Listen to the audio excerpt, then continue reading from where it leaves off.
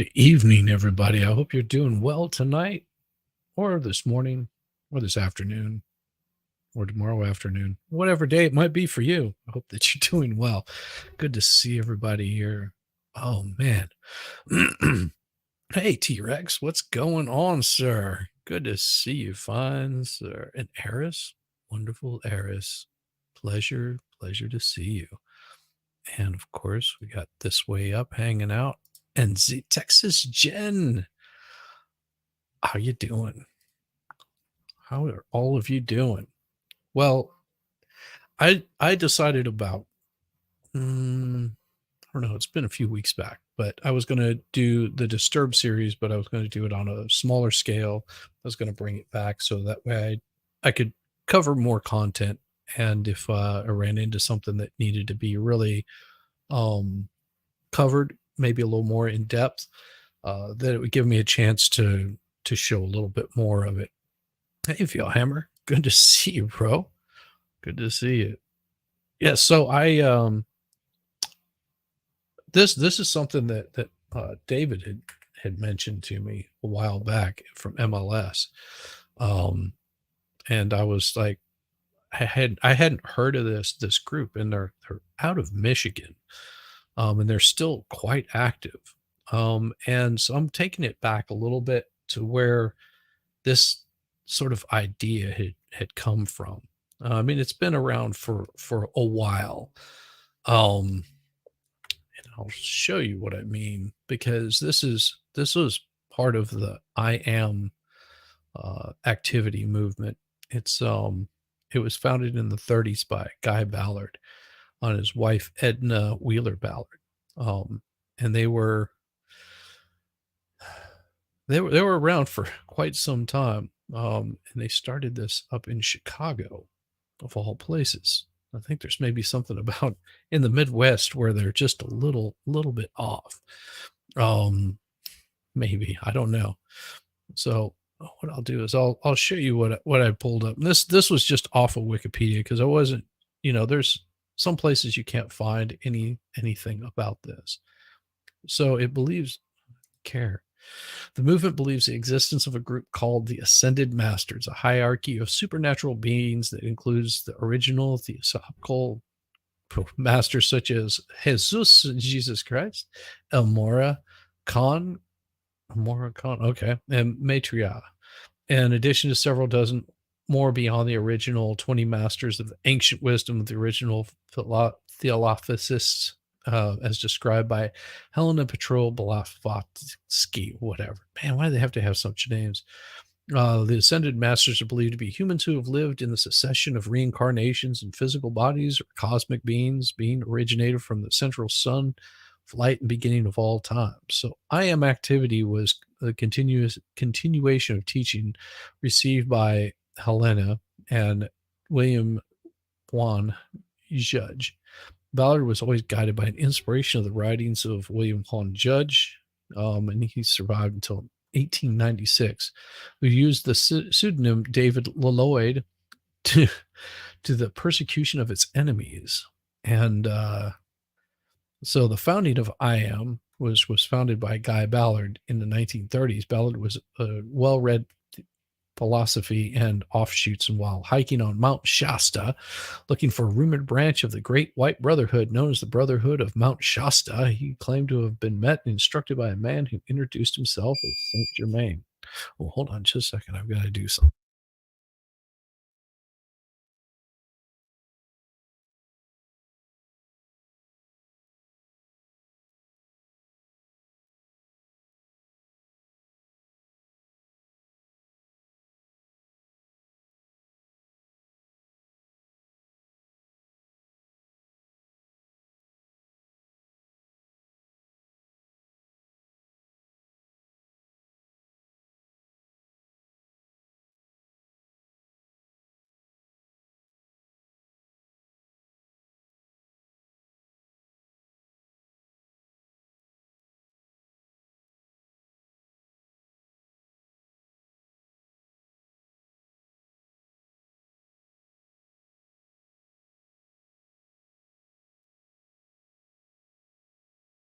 Thank you. I was muted.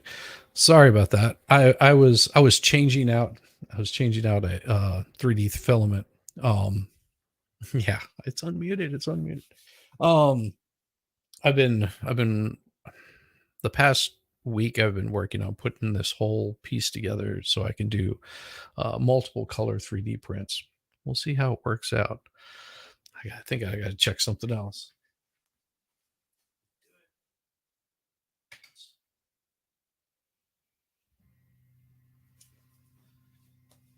Oh yeah. So that was something that was needing to be done. Sorry. Well, congratulations, Christine. You got 107 subscribers. Way to go. Keep up the good work. Keep putting out material. That's the best way to do it. So the ballad said they began talking to ascended masters regularly. They founded a publishing house called Saint Germain Press to publish their books, begin training people to spread their message across the U.S. These training sessions and conclaves were held throughout the U.S., open to the general public and free of charge. A front page story in 1938 edition of the Chicago Herald and Examiner noted the ballads do not take up collections or ask for funds. Some of the original members of I Am were recruited from the ranks of William Dudley Pelley's organization, the Silver Shirts. Meetings became limited to members only after hecklers began disrupting their open meetings. Over their lifetimes, the ballads recorded nearly 4,000 live dictations, which they said were from the ascended masters. They began the I Am Sanctuary to form a Presbyterian missionary school. Their popularity spread. Guy Ballard died in 1939.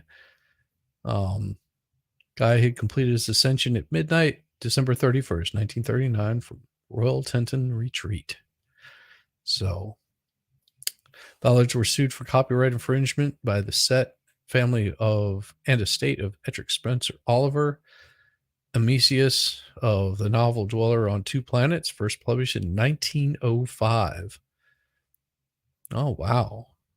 So, fraud trial of Edna and Donald Ballard based on statements made in books sent via email. Edna Ballard and her son Donald were charged with 18 counts of mail fraud in 1942.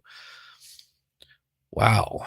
On a second appeal in 46, vacated the fraud conviction on the grounds that women were improperly excluded from the jury panel. Might be a coincidence though. Ballard. That's a possibility. She was around until 70s. And so the relocation to Santa Fe and Edna Ballard's death, she recorded live before an audience of thousands. More dictations she said were from the ascended masters. Despite the ultimate dismissal of her court cases, not until 1954 that the organization's right to use the mail was restored. The IRS revoked their tax-exempt status in 41, stating it did not recognize the movement as a religion. The court ruling in 57 overturned the ruling of the IRS and reestablished the group's tax-exempt status. Recent history and present day. As of 2007, St. Germain Foundation maintains a reading room in Mount Shasta, California. Its headquarters in Schaumburg, Illinois. Several annual conclaves were held at their 12-story I Am Temple at Washington Street, downtown Chicago. Among the hundreds attending, there are usually dozens of I Am students from other nations. The voice of I Am. So you ask how this comes to be. Well, and it comes from these folks that we're going to be talking about tonight. I'll show you. So, Twin Flames Universe. I don't want to give you anything. They're a little cult that's run by Jeff and Shaleia or something like that. Shaleia Divine. The group's practice is based on the elements of New Age spiritualism regarding soulmates popularized in the 2000s. They've been criticized as a self-help and wellness cult by experts such as John Alanich. In 2023, the group is subject of the documentaries Desperately Seeking Soulmate, Escaping Twin Flames Universe, and Escaping Twin Flames. So this is where I got that part of it from. So the twin flames was coined by English novelist Mary Corelli in her novel A Romance of Two Worlds. Related terms such as twin rays came into use in the 20th century through Guy and Edna Ballard, founders of the IM activity. Follower of the Ballards, American spiritualist Elizabeth Clare Prophet first popularized a contemporary concept of twin flames in 1999 in her book Soulmates and Twin Flames, the spiritual dimension of love and relationships. So this is more of the New Age spiritualism that's been brought into saying that there's only one soulmate, which is fine. And I mean, if you believe that, that's okay. But this is where it becomes a little bit more of a problem. They teach that every individual has a twin flame, an intense variation of a soulmate, which these two people, imagine two people are assigning, and then the member is encouraged to pursue their own twin flame romantically. So imagine being assigned to your soulmate by somebody else, and then you have to pursue it. Missing all the fun. Oh, that's okay. I'm not surprised, Rabbit. That's kind of stuff happens all the time. I mean, I've put this out last night, this morning. Yeah, this morning, really early. I actually created the stream.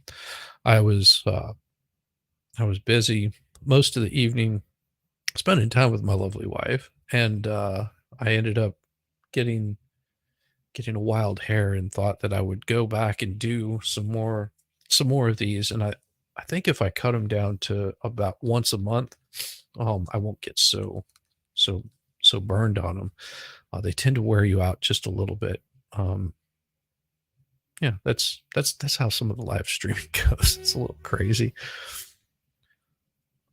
So never be flirting at the expert. Oh, well, welcome expert if he's here.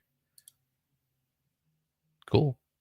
Cult teachings, every twin flame restraining orders. So the group initially allowed people outside the group to be assigned as twin flames. So that would be like it'd be like this group being, and we'll just use an example here of my wife and I being, these people, to assign Texas Jen to, Billy Bob that lives in, somewhere in Tennessee. Well, I would be assigning you to go and seek out this soulmate, which means that Texas Jen could get a stalking problem by going after somebody that probably has no interest. So that's what was happening is the group initially allowed people outside the group to be assigned as twin flames. Now, this was initially leading to instances of members facing restraining orders and criminal charges for stalking. Members of the group are encouraged to engage in the mirror exercise, which requires one to think of what is bothering them and then blame themselves for it. Okay. John Jelilich describes the exercise as this kind of introspective exercise, which they say is there to help you, but it's actually there to tear apart the self.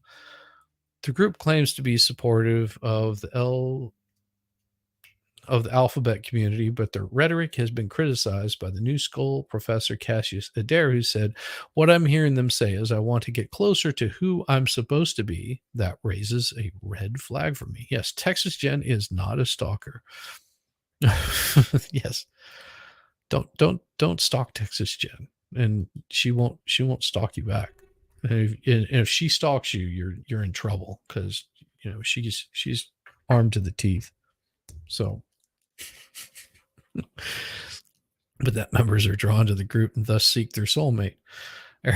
Stalker. I love it. I love it. I am a stalker. I like the split apart theory by Plato that we are one. We are originally one being, spend our life searching for each other. I mean, this is constantly, something that's talked about in in these kind of communities. Um, the group teaches that the concepts of divine masculine, divine feminine, and that every partnership has one masculine, one feminine partner. Former members have criticized the group for doing a form of conversion therapy by exerting social pressure on members to conform to their divine assigned gender identity. Former member Arcelia Francis compared the group's ideology, what might happen if excessive liberal progressives got drunk and had a baby with conservative Christians. That's pretty funny. Oh, my wife is sending new messages again. Gotta love her. We're down by 3. Cool. Well, we may not.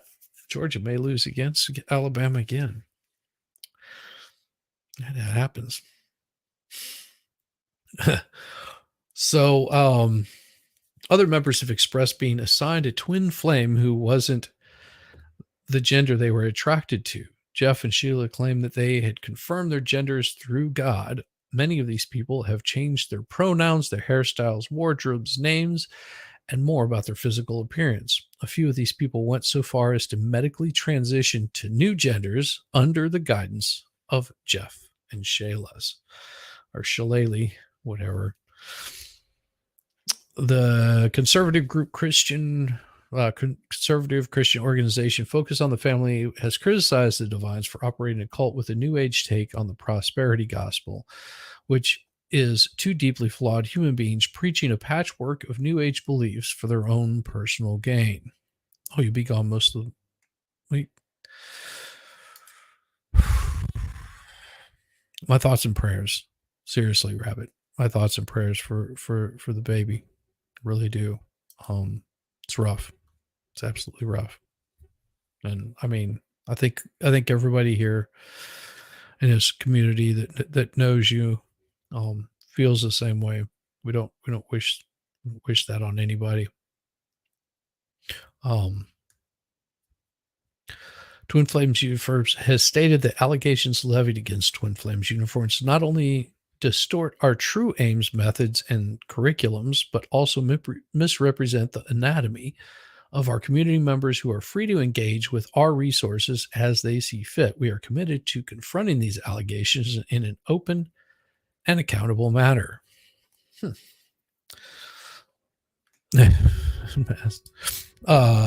Eris, I've been saying it for years. Mental health facilities need to be reopened in mass. Many of the people who are gender fluid are seriously mixed up and depressed as hell.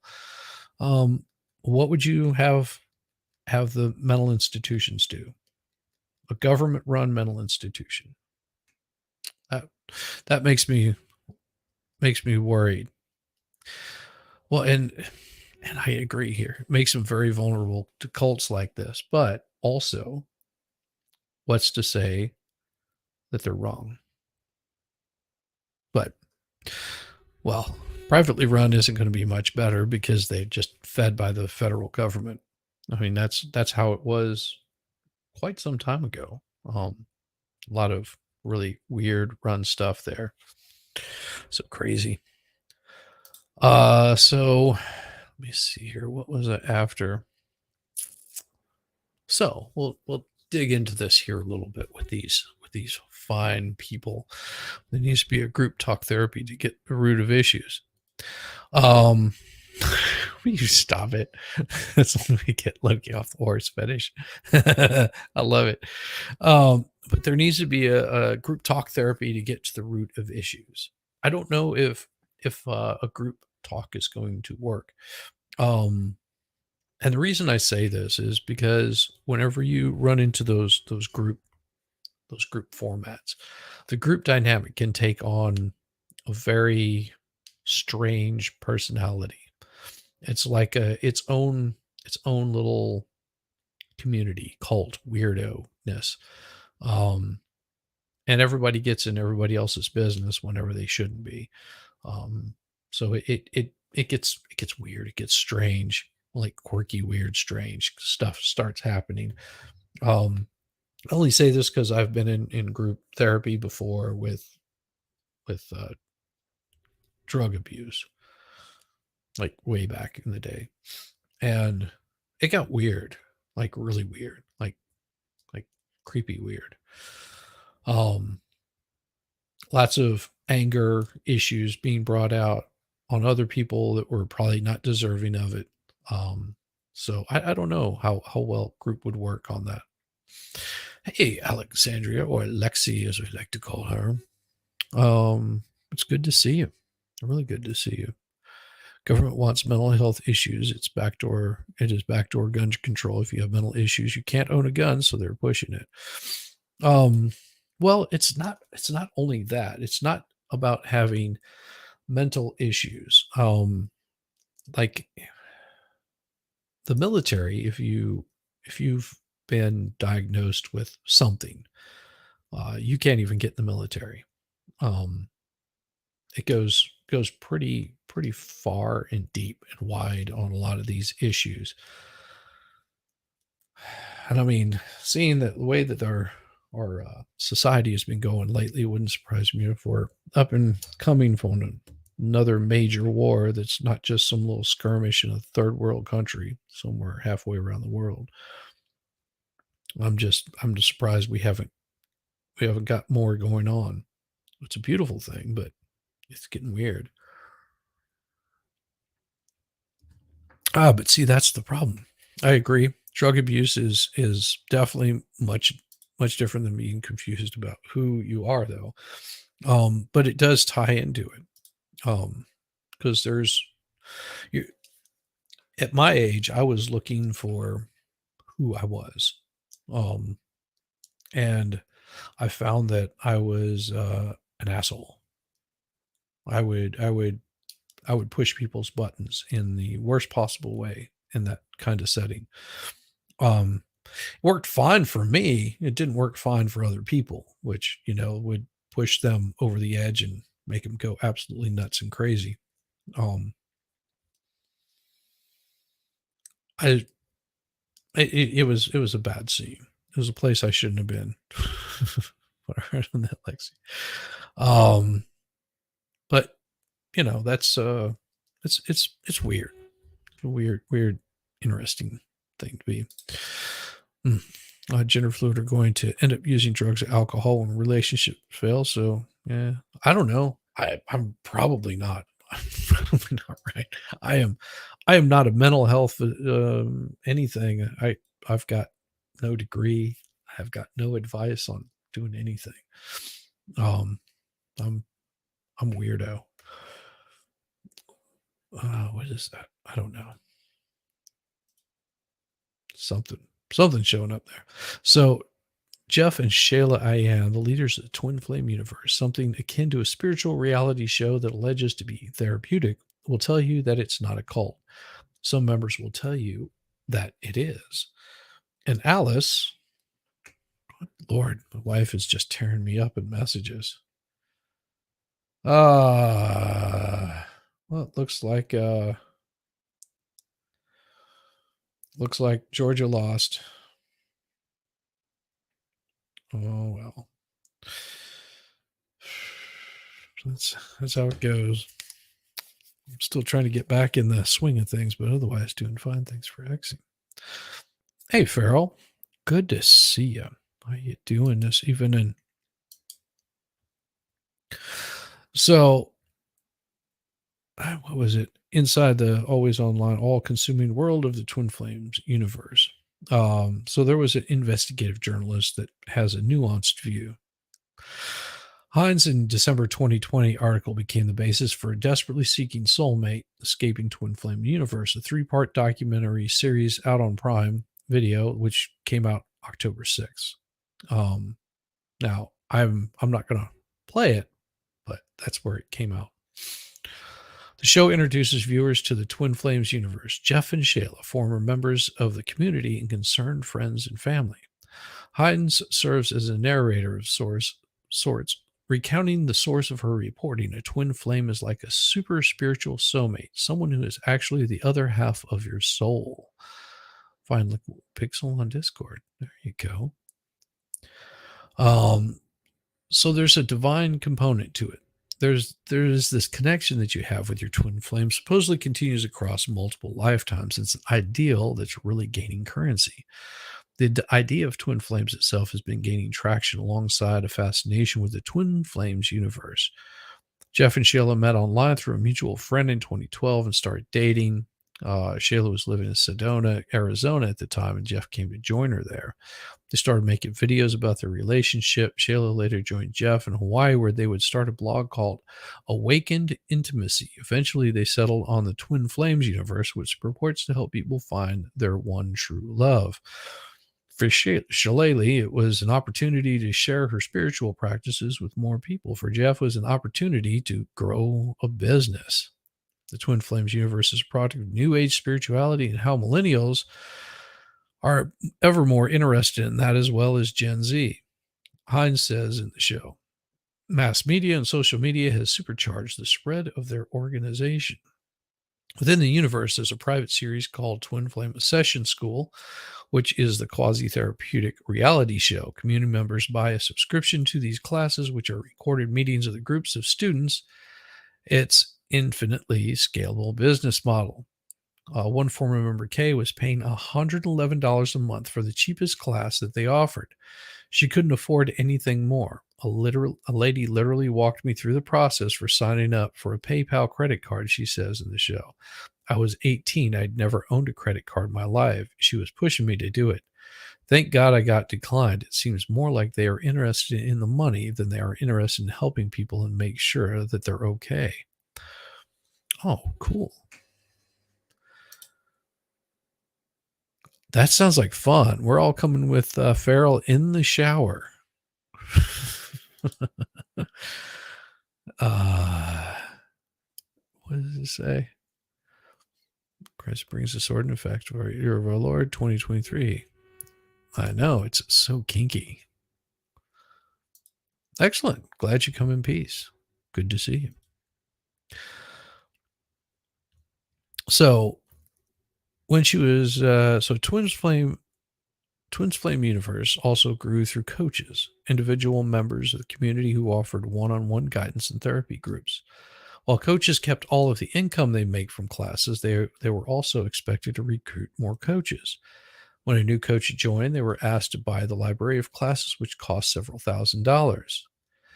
Jeff and Shaleia didn't invent the mirror exercise, but it became Twin Flame Ascension School's key teaching.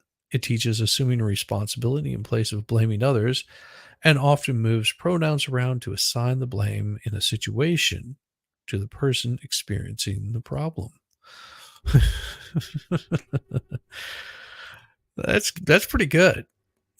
Eris tosses veal in the shower, fully clothed. Get him, Farrell. Oh, love it. So, what does the series in this reveal? That Jeff and Shaleia didn't invent the mirror exercise, but it became Twin Flames Ascension School teaching.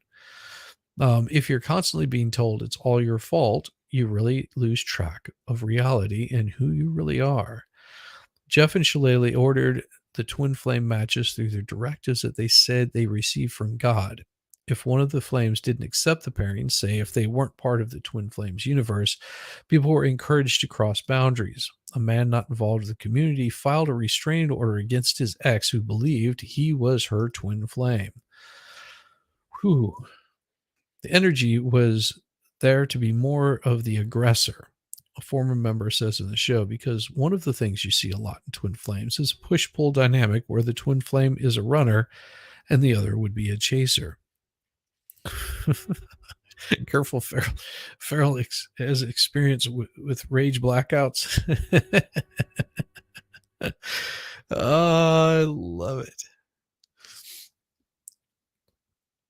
So the Twin Flames universe also espoused the idea of a divine masculine and divine feminine. They believe that within a pairing, at least internally, one partner must fill each role. The community was largely compromised of straight women, and once Jeff and Shaleia started matchmaking, they started questioning members' sexual orientation and gender identities. They pressured people who thought they were straight to reconsider whether they might be attracted to the same gender, and they pressured individuals within the same-sex couples to transition. That would be rough. So my chat is now focused here. I've got something for that. Here, this is their little shower scene, just for you guys.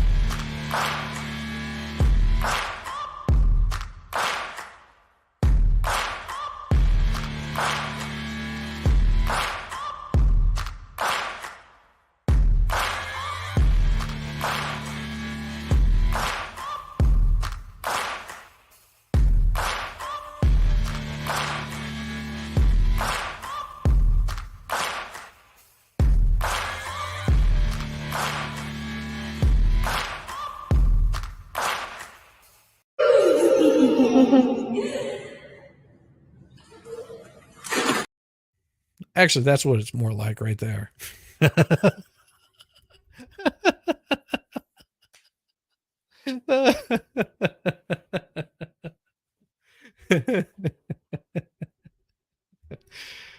love it.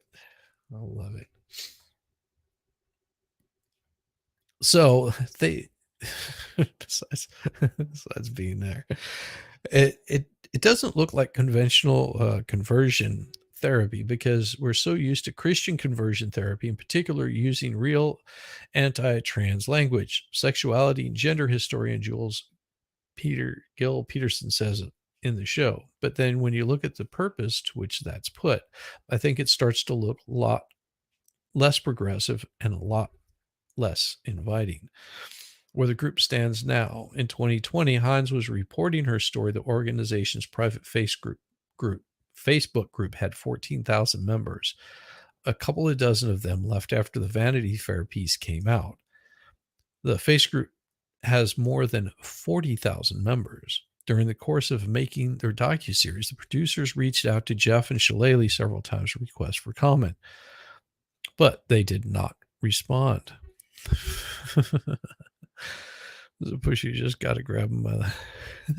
That's you're pretty funny. You're so mean. You're so mean. So, what does this lovely group look like? Well, this lovely couple, there's a picture of them. I suppose they're in their modest dwelling somewhere in the Midwest. I would assume that that's where they're at. So this is what they look like. And some of this,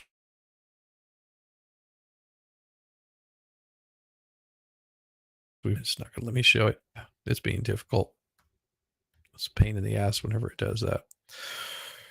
But let's see what happens whenever I bring this up. Hopefully I don't get any problems from Wondery Media, but if you want to watch this on your own, it's a multi-port series, and this has nobody invited David to the show.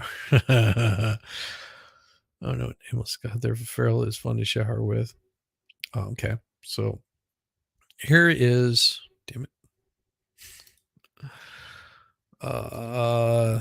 This is the link to that particular video, and this is done by Foundry or Wondery.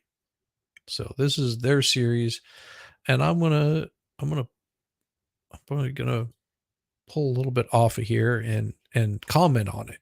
So here we go.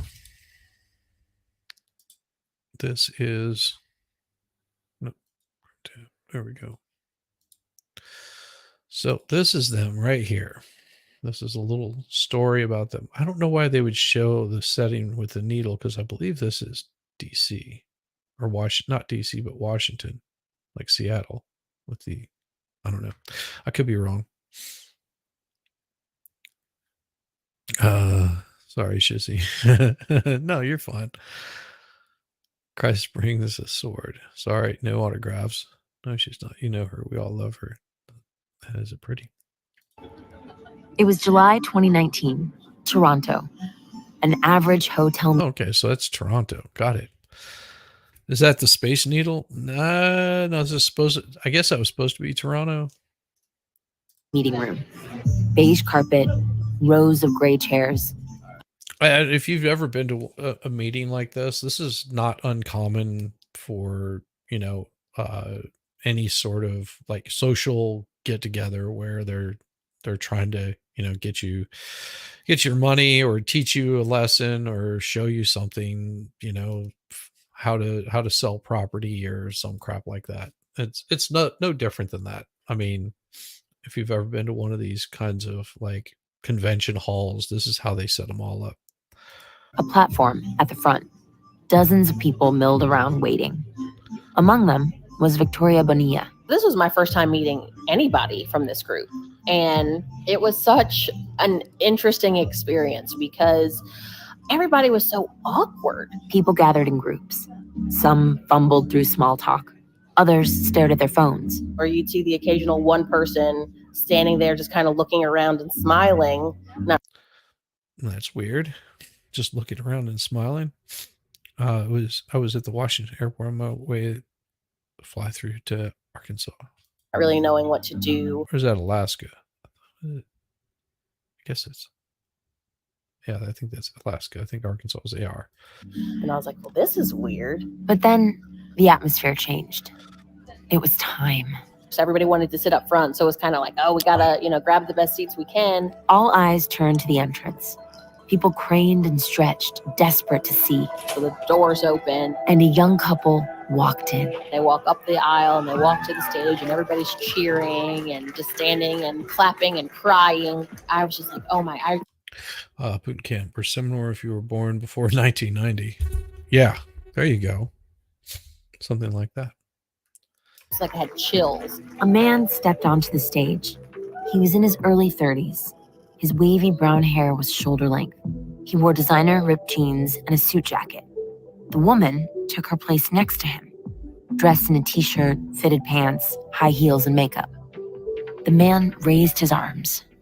Welcome back to the very first juicy Twin Flames universe ascension workshop. Jeff and Shaleia had arrived. The room was buzzing with excitement. This was the first time men... You know who else met in these kinds of rooms? Jody and Travis. Ah, yes. Exactly. That's the scary part about it. In the audience had ever seen the couple in real life. We're starting right here. And if you don't know where to find your good, it's within yourself. Within. I have it. You have it. We all have it. If you've never seen it, hi. Here it is. On stage, Shaleia beamed at Jeff. You'll get used to me. I have. Jeff smiled. The audience was eating out of their hands. As the speech neared its climax, Jeff closed his eyes, suddenly serious. I'll give you the tools, if you haven't received them already, to feel good anytime you feel bad. Isn't that powerful? Yeah, it's powerful. It's a good selling point. Well, that was a fake laugh. Yeah. I mean, this is, if people are seeking something, this can be very, very powerful to somebody. This is one of the draws for organized religion of any form. Because why would you show up to some place that's going to make you feel bad? You want to show up to a place that makes you feel good, or feel good about yourself, or something of that sort. So yeah, it's this can be, it's a powerful tool. It's a good way of selling books, making money. To be able to feel good. What is love and why is there so little of it? What is love? Why is there so little of it? I don't know. I mean, I've got plenty of love. Got love for my wife. I have low tolerance for for other people. I guess that's the best way to put it. It's not that I don't love them. I just have low tolerance for people, for humankind. I guess. Anytime you want. And then when you feel the good thing, it can manifest as good things. Like your twin flame in harmonious union. He promised to give the audience a secret. The secret of finding your twin flame. The perfect partner. Soulmate. The ultimate lover. But that wasn't all he promised that weekend. He was going to show them how to get the perfect career. A beautiful home, a fat bank account, a Corvette. All of it is yours. Everything, everything, everything you desire.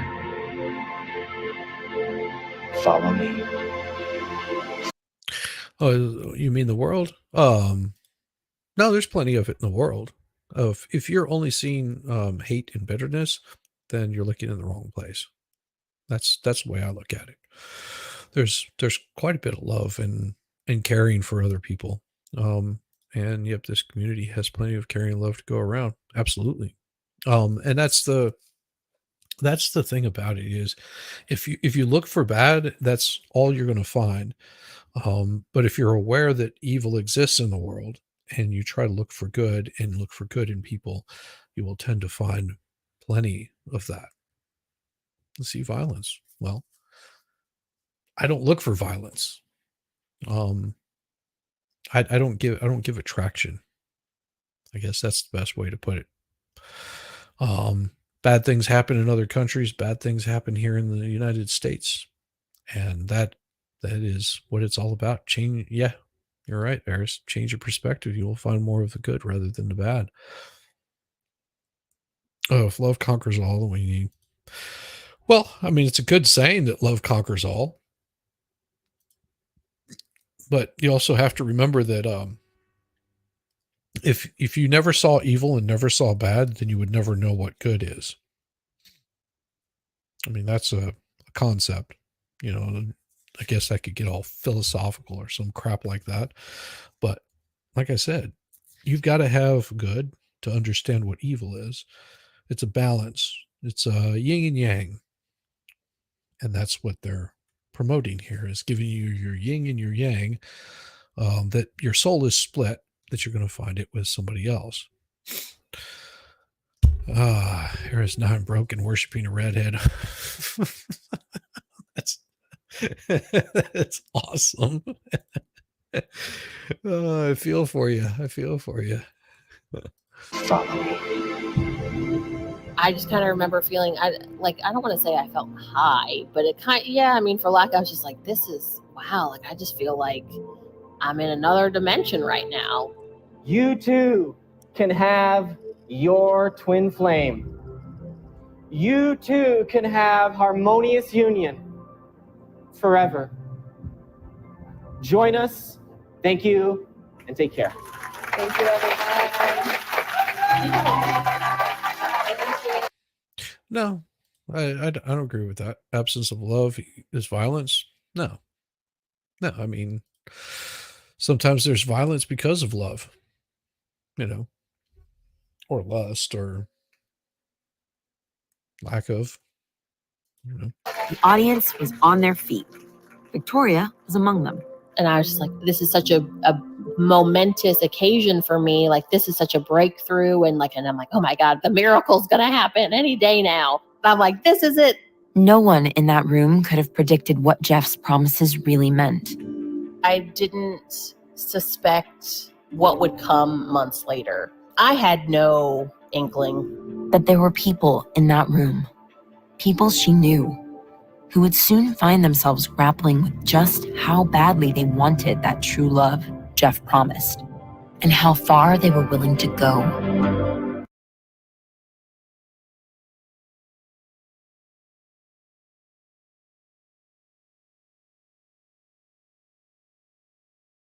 That is true. You could be worshiping a horse. Please don't. I mean, please don't. Hola, ¿cómo está? Hey, Jamie, these folks are right up in your neck of the woods. Yeah, I'm not muted anymore. These folks are right up in your neck of the woods, Jamie. You know about them. David is the one that brought them to my attention. To get it. I had to follow what they told me to do. They knew best. She's like, you gotta do it. Like, don't be a little pussy. Don't be a little bitch. That wife is the one that's in the way. You're gonna have to completely submit to me and give me your complete and utter obedience. I no longer knew who I was. I was spiraling. They were the Master Christ, and they were the King and Queen of Heaven, and that we were going to help them bring heaven on earth. If I don't get out, I'm gonna die. Everything you desire. Follow me. Follow me. It's not a cult if you like it. From Wondery, I'm Stephanie Beatriz, and this is Twin Flames. I don't want to get in trouble for music there, so. How do we do love? Like romantic love, I mean. Seems like it's definitely a cult if you lick it, though. I don't know. Depends on what you're licking. I mean, so. like kind of a silly question on the surface. But not so long ago, I had just gotten out of a relationship that lasted nearly 10 years. And I was in a tailspin grappling with this question. I knew I wanted big love story love in my life. I wanted to get married and have a family. I wanted a partner who would support me and understand. You don't want to belong to a cult that will have you as a member? What if it's a religion? Because a lot of cults consider themselves to be religious. Look at Jim Jones. That they consider themselves to be a religion. Quite a few do. Understand me and make I know it's an old joke. me laugh. But it's a concept that some people think about or discuss. Groucho Marx. Yeah, that's right. It is Groucho Marx. I knew I heard that somewhere. Someone to go through this life with, shoulder to shoulder, us against the world. And I wanted to be that partner to somebody. I want to be your dog. Oh, yes. I just want to be your dog. Yeah, Iggy Pop and the Stooges. You know what I've been listening to lately that I think you might like, Eris? The Eagles. What? The death metal of Eagles. Damn it. Now I forget the damn name. I knew that was going to happen. Let me see if I can pull it up real quick. What is it? Well, let me see. I want to say it's the Eagles of Death Metal. Let's see. I want to double check and make sure. Because I'm pretty sure that's who it is. Because I was just listening to them today. Yep, the Eagles of Death Metal. There's a really cool one that I think you would like. It's off of Peace, Love, and Death Metal. It's called I Only Want You. I was listening to that today, and I was like, that's a pretty cool song. Just the way that it's formed and put together. Yes, Eagles of Death Metal, and look for all I Only Want You. And there's also I Want You So Hard, which is pretty funny too, but I Only Want You is pretty pumping. So the crazy Rhythm 1929. Oh, the Twin Flames You Need, Lexi. There you go. That is so right. Jamie's lashes are are Jamie's twin flame because they are really on fire. Yeah, I think if you like Iggy Pop and the Stooges, like the Eagles of Death Metal, which have been around forever, the lead singer is a singer for Queens of the Stone Age, and also did what is it called? Them Wicked Vultures. And then they're just fun, just like raw as raw can be. But my faith was shaken. I'd just spent a third of my life with someone who I thought was, Well, let's see, a third of her life, then she was only going to be 30 years old. She said she spent 10 years in a relationship, so she spent a third of her life. What, is life end at 30? I don't know. Tell me that's not true, because, man, mine ended a long time ago then. I feel like Nero, fiddling when Rome was a very hot town. the one. They weren't. And I was getting to be of an age. And all my friends were getting engaged, and I didn't even know where to begin. How do I do love after I'd already gotten it so wrong? How do I meet a new somebody? How do I know if they're right for me? How do I know when to commit or whether to commit? How hard should I fight when things get tricky?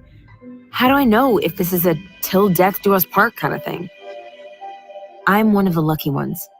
I found my partner. I cracked the code. I think. Not everybody is so lucky. But what if there was someone out there, someone who seemed to have it figured out all for themselves? Someone who seemed to have all the answers and who guaranteed they could help you find that one special person you were meant to spend your life with. Someone who promised to unite you with your one true love, with your twin flame. They would ensure that once you found that twin flame, you stay connected and would teach you to never let them go. Wouldn't you? Listen, man, she said by that time I had already spent a quarter of her life with somebody. Saying, I'm going to say we can't communicate. And all love on earth is a disappointment because there's a less mind. You listen? This is episode 1. Follow me. In 2015, Angie Moggy had been mostly very happy with her life. Mostly. Gutter girl. How are you doing? It's good to see you. It really is. You have to reach out to me on the Twitters. I followed you on Twitters. Just reach out to me. I want to do something with you next week if you're available, like Monday. Just reach out to me. She lived in rural Ontario, Canada, where she worked as an administrative assistant for the government. Filing, mailing, data entry, Monday through Friday. It wasn't exciting, but it paid the bills. She was a big music fan. Classic rock, Pink.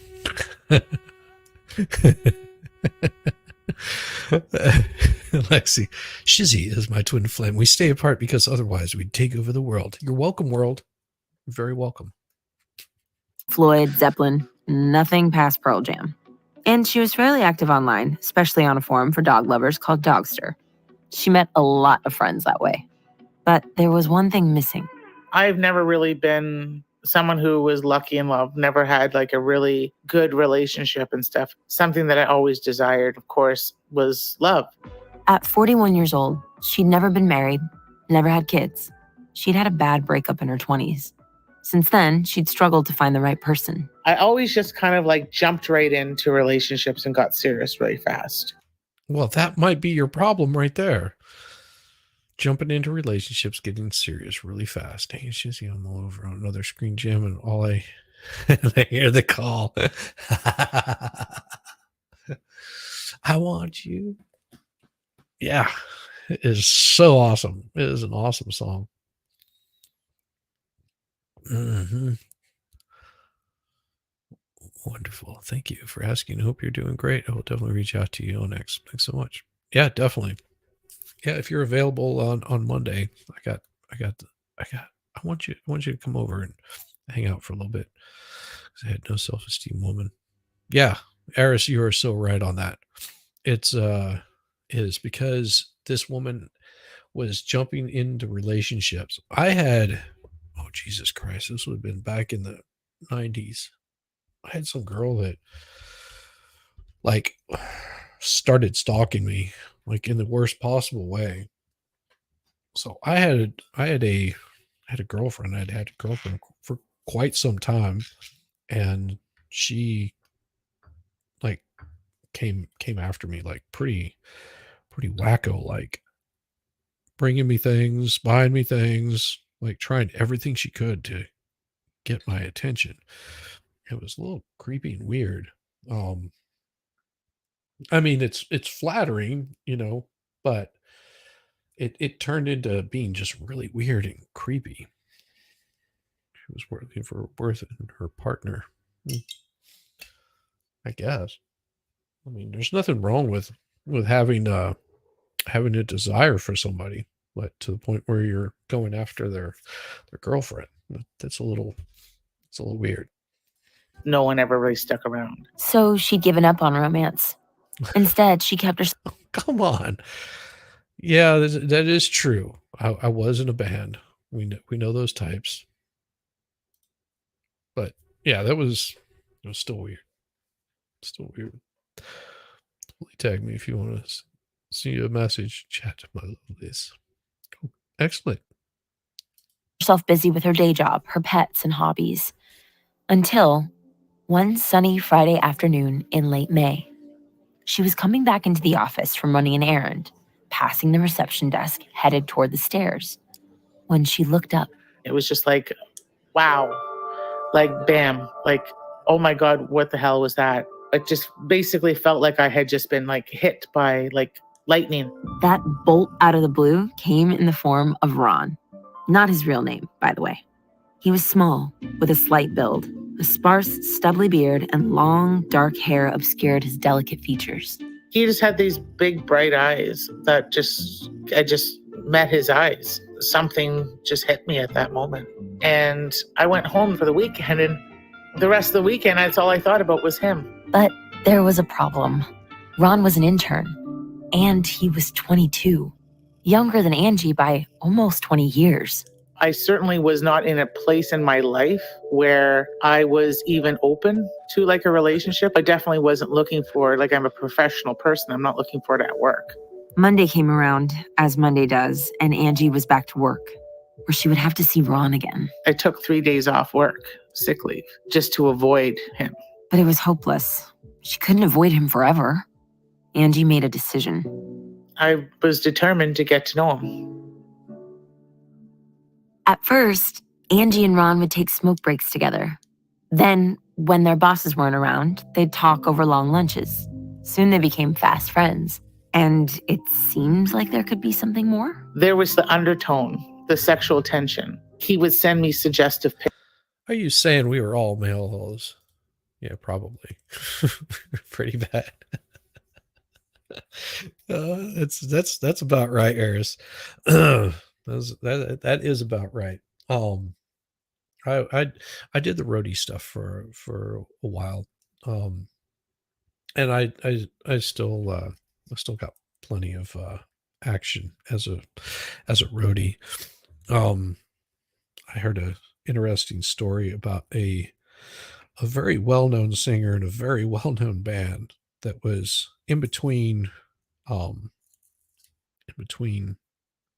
boyfriends or husbands or something like that, and was very desperate. I was like, wow, that's pretty interesting. I said, yeah, but if you're a roadie, why would you do that? Biting the tongue bites hard. Want to make sure you're aware of it, love. Get all the group together. Mm-hmm. Yep. Pictures of himself, or he would say things. He would get on FaceTime. He was in his underwear. So she confided in one of her friends from the dog message board. They just kind of hit it off and had so many similarities and similar problems. That's Melissa. He was quite a bit younger than her, but, she had an interest, and They had had some weird moments. He seemed to be reciprocal, but yet neither one of them had ever spoken about it and nobody had made a move. She said that she always felt that weird electricity whenever they were near each other or he was going through something. Melissa lived in the States, but she and Angie would talk late into the night, trying to understand the ups and downs of her and Ron's not quite relationship. One day they'd be best pals and he would come up and say, hey, let's go sit out here and eat lunch together. And then maybe the next morning he acted like she didn't even exist. So she was being driven crazy by this No, she was seeking already out, pushing crazy. away, seeking out, pushing away, seeking out, pushing away. He was running hot and cold all the time. It just felt like one big mind game. And I just like, why is this so hard? She's like, what do you do when they do this? Or what do you do when they do that? And I'm like, I don't know what you're supposed to do. Angie was confused. She felt an intense and immediate attraction to Ron, and she felt that he felt it too. But it was on again, off again, hot and cold. Nothing romantic had happened yet, but she had a feeling for him she could not shake. Then, in late 2016, Angie was diagnosed with cancer. Oh, Today, she's cancer-free, but at the time, she had to have a hysterectomy, and she was getting ready to start chemo. that's rough. But even with all that happening, she could not stop thinking about Ron. It made no sense.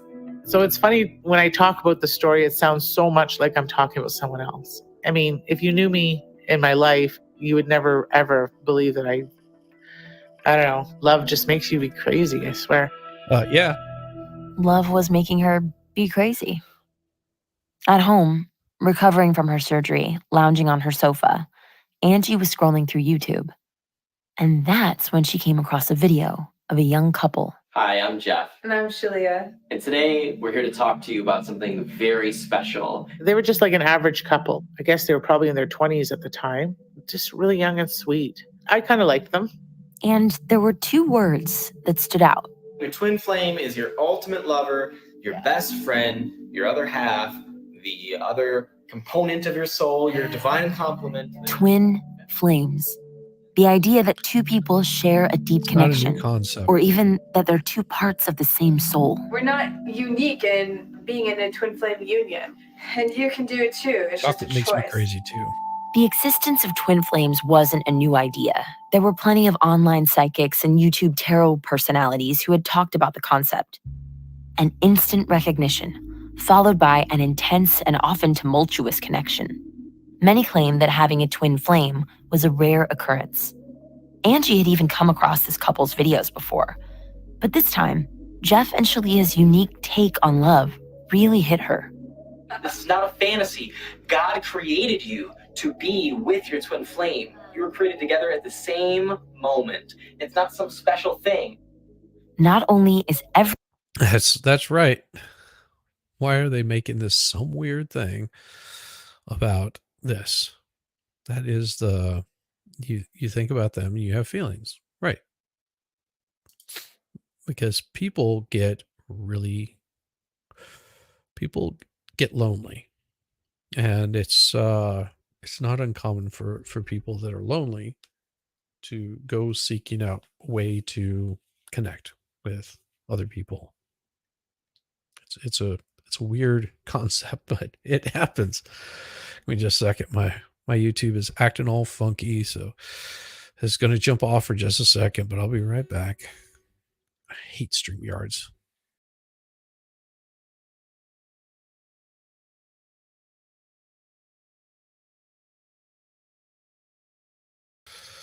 Does this all the damn time to me. StreamYards is just as awful as possible. So share the screen again. Bastards. Yeah, so who's the whole the endorphin rush. I mean, back in my I would say it was about 17, 18 that I had this girl that just like I would lose my mind over every single time that I was in her presence. And it's not like she was anything that was drop dead gorgeous or unique about her. It was just her for whatever reason. She would just get me like super excited. Of course, at 17, there's a lot of that endorphin rush, to the point where I almost lost a job over like chasing that tail. So, and we dated for quite some time, but still, it just, it can be dangerous. That love is there, but it can be dangerous. Thinking about him, and it's so crazy. That's not what happens, weirdo. It's called feelings. It's absolutely. The wing can get a 17. Well, yeah, of course. Duh. You don't know that at 17. You're just like, man. Yeah, she was fun. Every single person created with a twin flame, but they are destined to find and achieve perfect union with that unique and special person. Here's the secret. Everyone has a twin flame. Yes, you have a twin flame who you're designed for. You don't need to settle. And when it comes to your twin flame union, this is the person that you're meant to be with for all of eternity. And to be without your twin flame is suffering. That described how Angie was feeling exactly. Without Ron, she felt she was suffering. As I was watching their videos and just really resonating more and more and more with them. For the first time in a long time, Angie felt like she had some understanding of what was going on between her and Ron. And like she had some hope. I felt very, very strongly that Ron is my twin flame. People and clients keep coming back to us again and again and again and again because they get results with our work. And you can too if you apply it. Jeff and Shaleia said, if you desire to be with your twin flame, you will be with your twin flame if you do this. And this thing is so bloody easy, anybody can do it. Like, they guaranteed it. They guaranteed you will be with your twin flame. And that's what I was looking for because it had been so complicated for me up until this point. Jeff and Shaleia's classes weren't cheap. Like over $2,000 a year, not cheap. Wow. But Angie scraped together all she could. And she signed up. Well, if $2,000. The classes happened over online video every Sunday night. If that's all you're looking for, I suffer without Shizzy. I don't see him regularly. Don't suffer without me. You can see me anytime. Just I'm here all the time. Well, not all the time, but my channel is always up, so you can always just put me on replay. I feel like I'm right there the whole time. So Sunday nights, this is scary. Not cheap. But Angie scraped together all she could. And she signed up. The classes happened over online video every Sunday night, 7 p.m. There are no recordings of her first classes, but a later one shows how Jeff and Shaleia diagnosed Angie's problem. Holy crap. I have been doing this wrong. Damn it. Holy crap. I've been doing my Sunday broadcast completely wrong with having my AI readings. I'm gonna have to change it.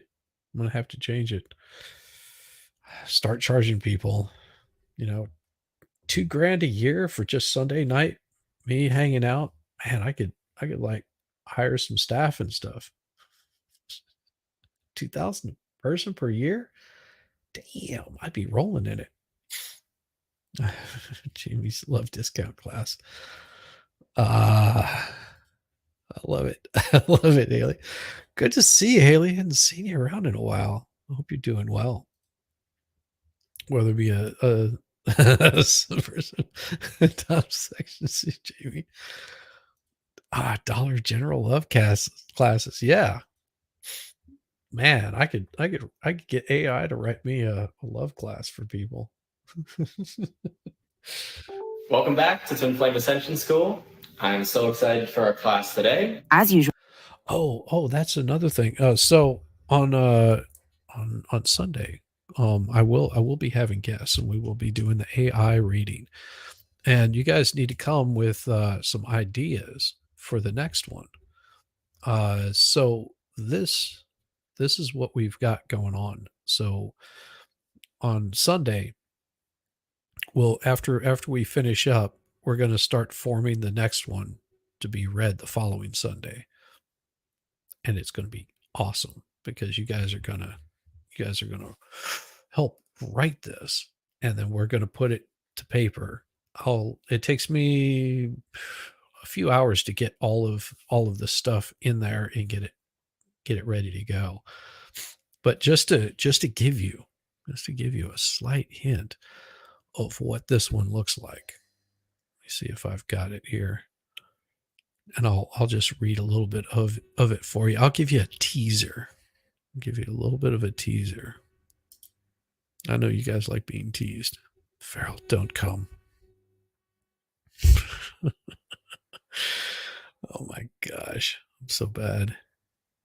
To stop. Sorry. So this one is The Expert and Jamie. Okay. And I'll just give you a nice intro to it.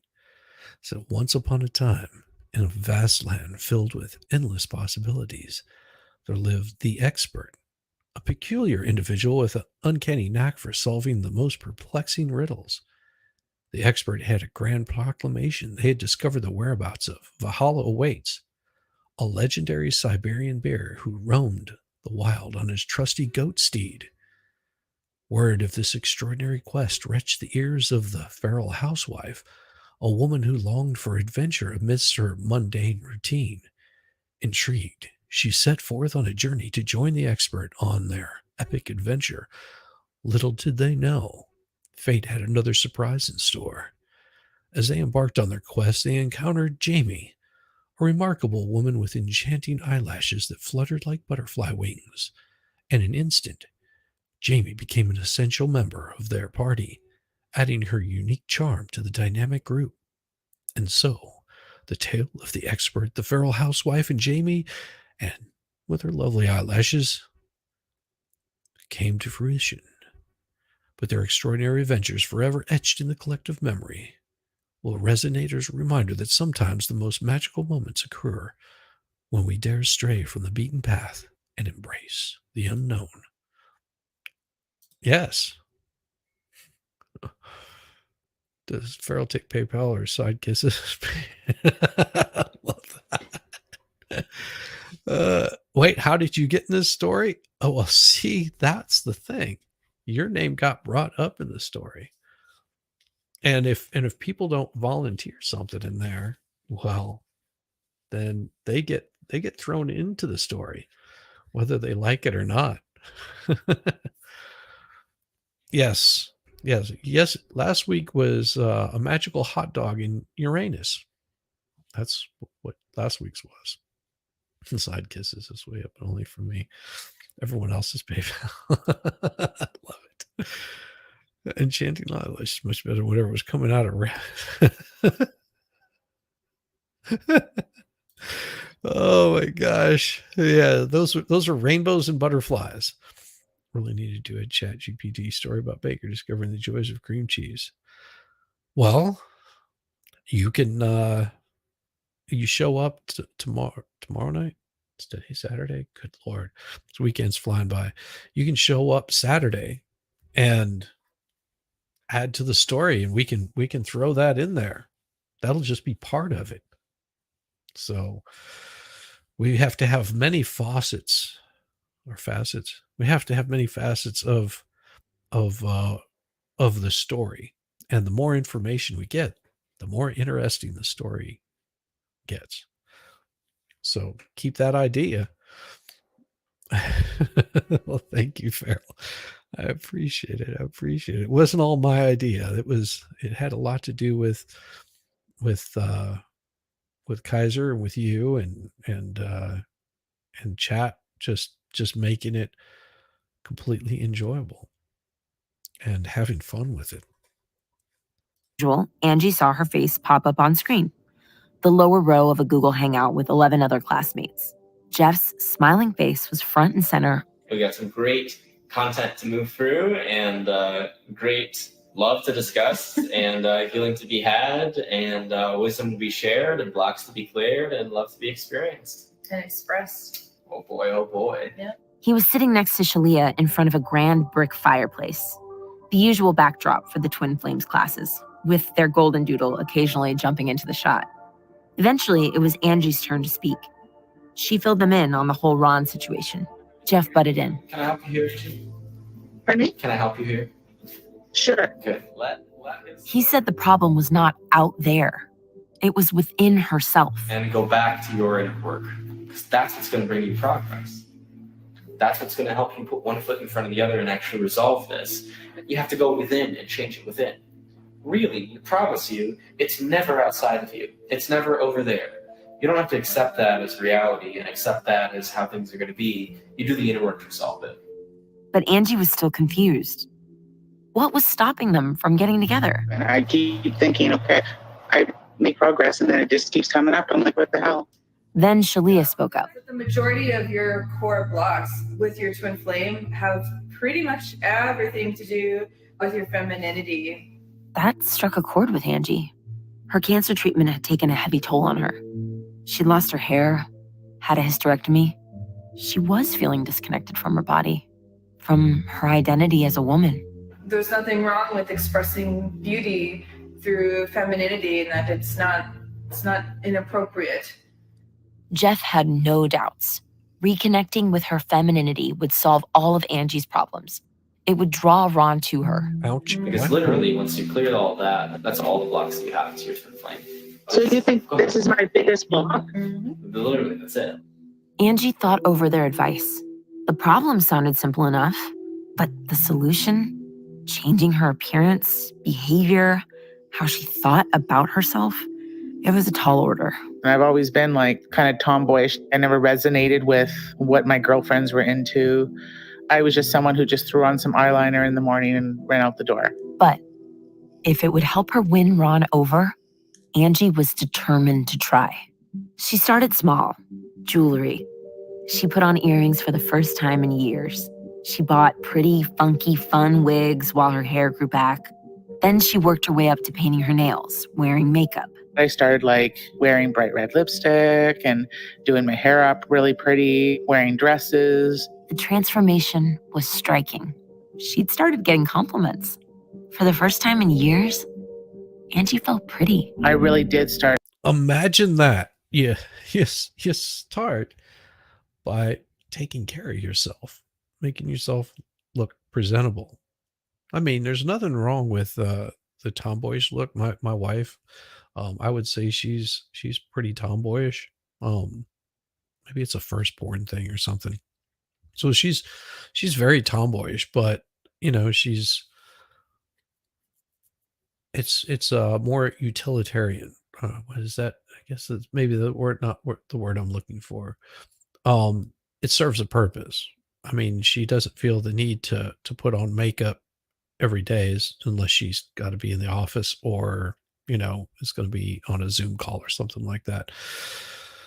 You know, she doesn't do it outside of, you know, if we're going out or something like that, she wants to, you know, do some makeup. But it's, you know, she also takes care of herself. You know, she uses like face cleansers and all that kind of stuff, which I just laugh. I'm like, I don't know if it makes you feel better, then, you know, then go ahead. You need a drink. Oh, how about we pour a drink together, Eris? You get your drink, I'll get mine. We'll raise a toast to femininity, because femininity is what keeps us guys interested. And it's not saying that you can't be a tomboy and still be feminine. I mean, I've known plenty of girls that were tomboyish. Maybe I'm more attracted to that anyway. I don't know. Like, I like girls that climb trees, that kind of stuff. I guess that's the best way to put it.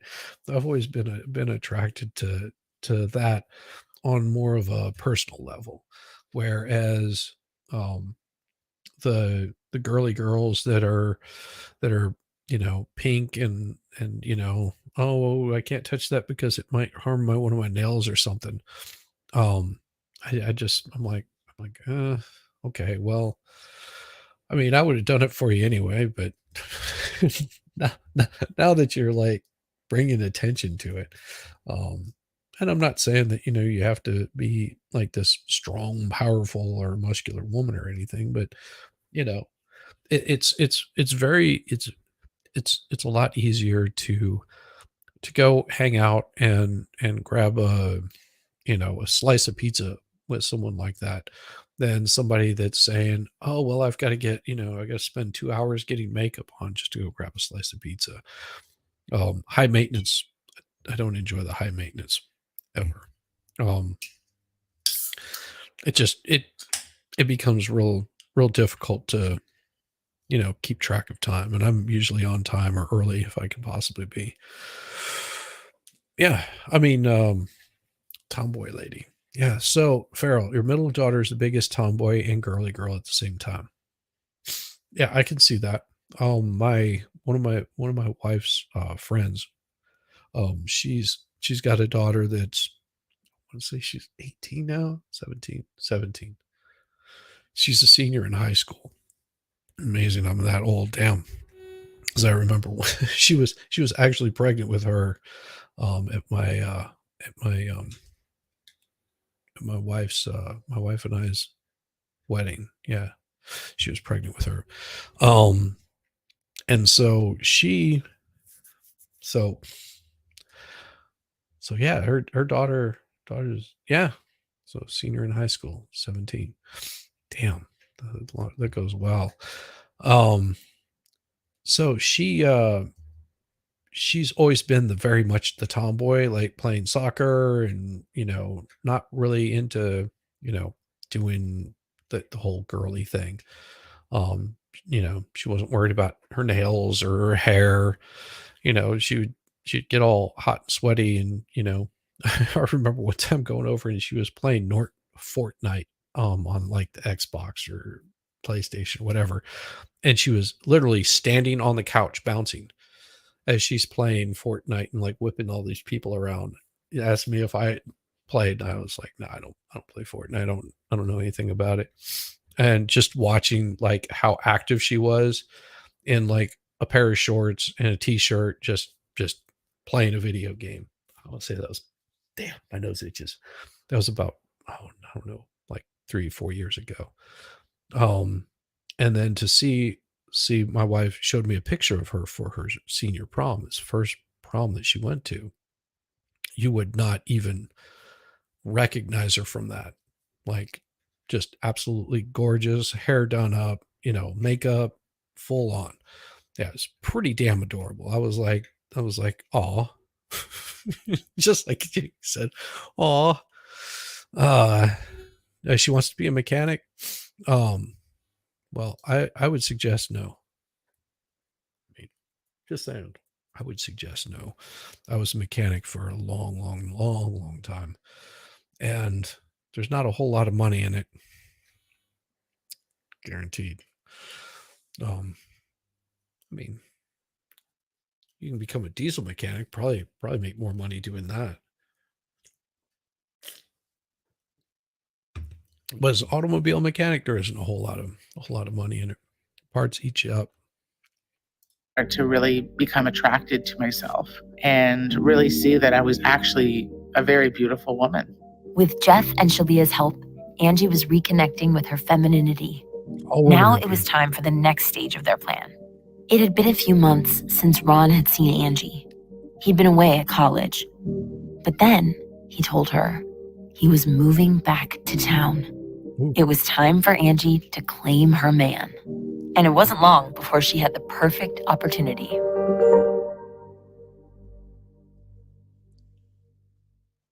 Hey, it's Stephanie, your host here on Twin Flames. When Article showed up as a sponsor on our show, I got so excited because I was already a customer. Article Sponsor is segment. Okay, well, I'm not sponsored by them. Angie knew Ron's Sorry. birthday was coming up. And so she worked up the courage and she sent him a text. I said, well, have your birthday like with your family, but I'm claiming you the day after. let's get together and we'll go on a picnic or something like that. Then she waited. He came back and said his family had like a little cottage at the lake. Let's go to like my family's cottage instead. Ron wanted to hang out with her. Boom. Bounty. Alone. Wow, wow. In a cabin, in the In the woods. weeks that followed, Angie racked her brain and scoured the internet, trying to find the just right thing for Ron's birthday present. Eventually, she found it. I bought him like a pair of earrings I thought were perfect because they were like the twins. Ron was a Gemini, but also, because, twin flames. Naturally. The morning Me? after his birthday, she baked a sweet little cake and packed a perfect picnic. I'd made fried chicken and mac and cheese, and I knew he loved Doritos and pineapple. Like I put a lot of love. Like you can taste the love. No. She's saying she fried chicken, okay, and made mac and cheese. All right. You do that for like 90% of the male population that you're in their pants. Just saying. Jay Alibi, how you doing? Good to see you. Trying to convince her to go into welding. Yeah, that would be much more interesting. I know how to weld really well. The only thing that I never did was learn how to TIG weld. It's not too hard. I've seen how it's done. But TIG welding is pretty cool. I've seen a guy take a aluminum can, cut it in half, and weld it back together, and you're not able to even see the seam on it. So yeah, that's pretty impressive. Yeah, I love welding too. Yeah, I've been welding since I was 16, so 15. I started in shop class welding. Loving my food. And she spent every moment that she had that day making sure she looked as beautiful and special as the spread she'd prepared for him. I had like lotioned myself up from head to toe with perfume. And I had this wig on that was red and black. Looked really awesome. Bought like fancy underwear. She arrived at the cabin around noon. As she pulled up, she could see Ron waiting at the door. She got out of the car, her hands full with the gifts and the cake. Ron came out to meet her. I looked really, really good. And he looked like a complete slob. His hair looked greasy. He looked rough and tired. And he was wearing like ripped up, like dirty clothes. Even so, she was looking forward to their day together. Ron helped carry the picnic and presents into the cabin. He loved the gifts and the food. He dug in immediately. He practically ate the whole cake by himself. Angie took in her surroundings.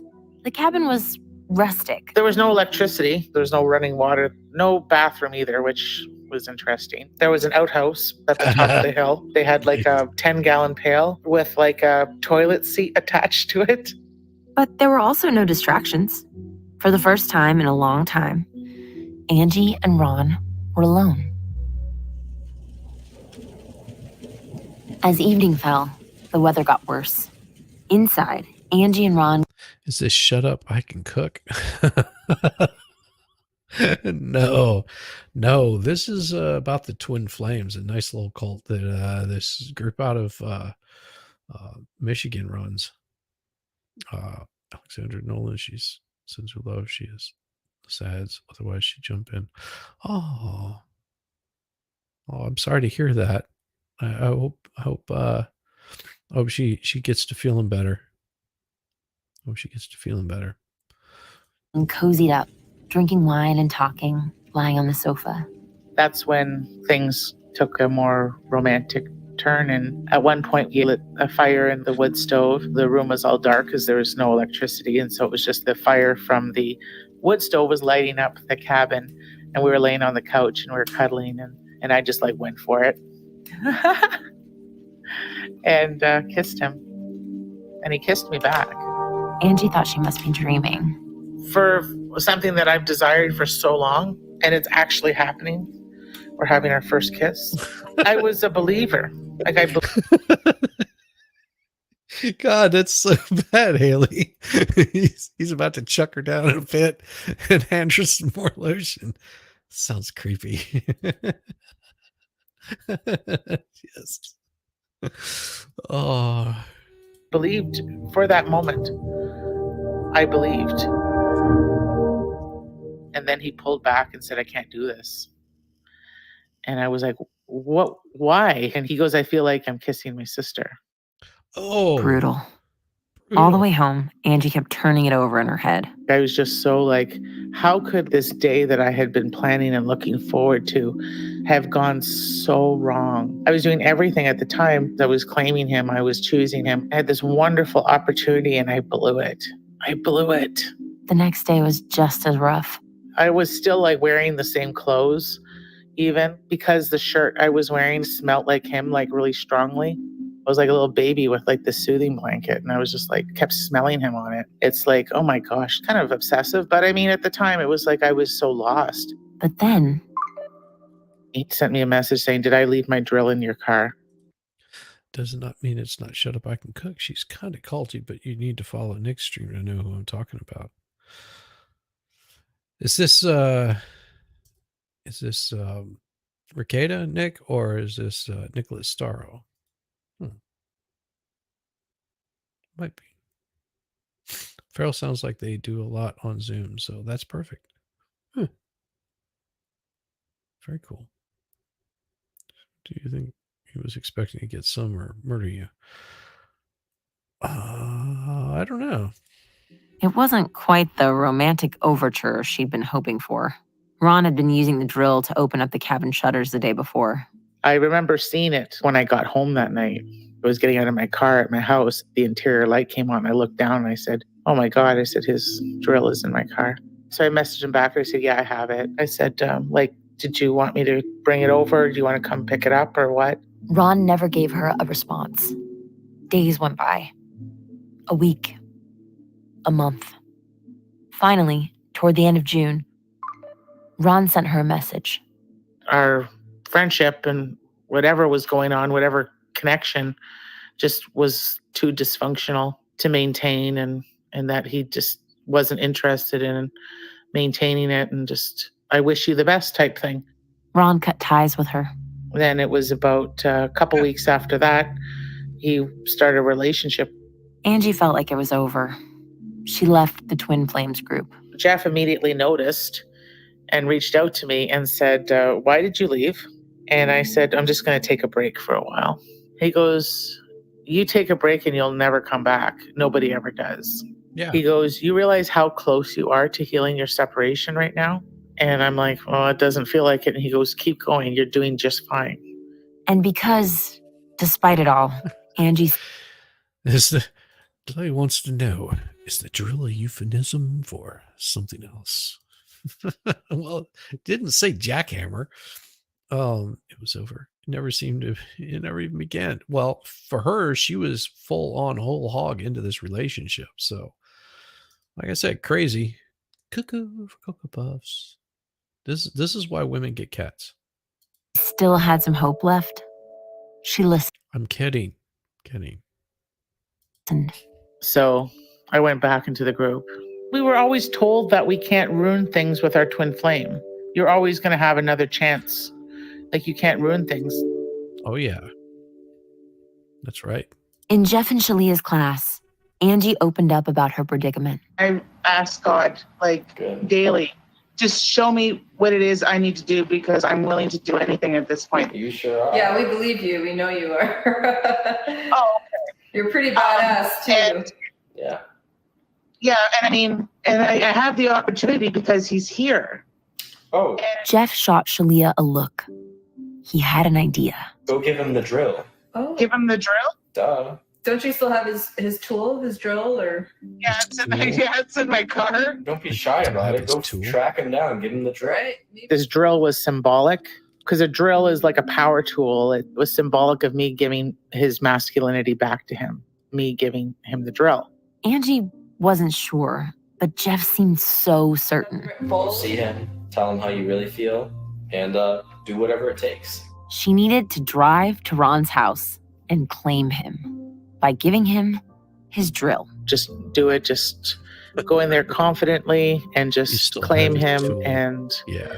This is your twin flame. Took There's his, no just messing took his around. tool away. But it was Shaleia who sounded a note of caution. It was not going to be easy. You know he's going to lay some shit on you. Like, you're going to be prepared. And remember, like, when he lays that shit on you, it's always a bid to love. That's all it is. It's just a bid for love. And Your response is, I don't give a fuck. I'm going to love you no matter what. I don't give a fuck about that shit. I love unconditionally.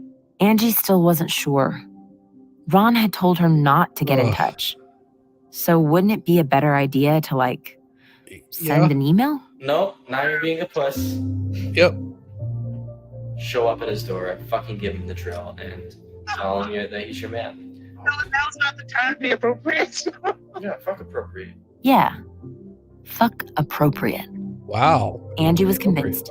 She was going to march on up there and give Ron his drill.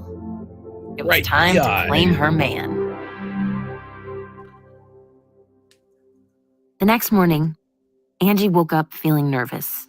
She went through the motions at work, all the while working through her insecurities, her fear, setting her intentions. Yep, she needs. And shortly after 4 p.m., there she was, walking up the winding driveway and knocking on Ron's front door. But when it opened, it wasn't Ron. It was his younger brother. I asked for Ron, and he said he's at work. And I said, what time does he usually get home? And he said 5 o'clock. And I was there shortly after 4. Angie decided it might be, a little awkward to wait around on Ron's doorstep for an hour. So I said, well, he left this in my car, and I handed it over to his little brother, and he goes, oh, okay, thanks. The door closed. And then I just kind of drove home.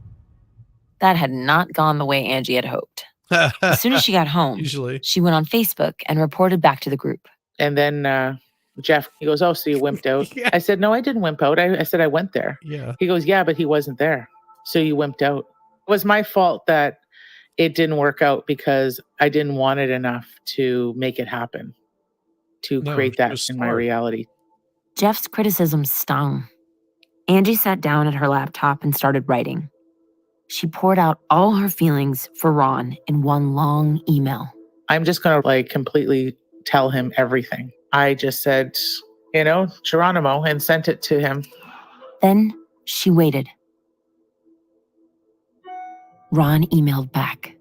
You have no idea how crazy all of this sounds. You really should get some help. I'm not your twin flame.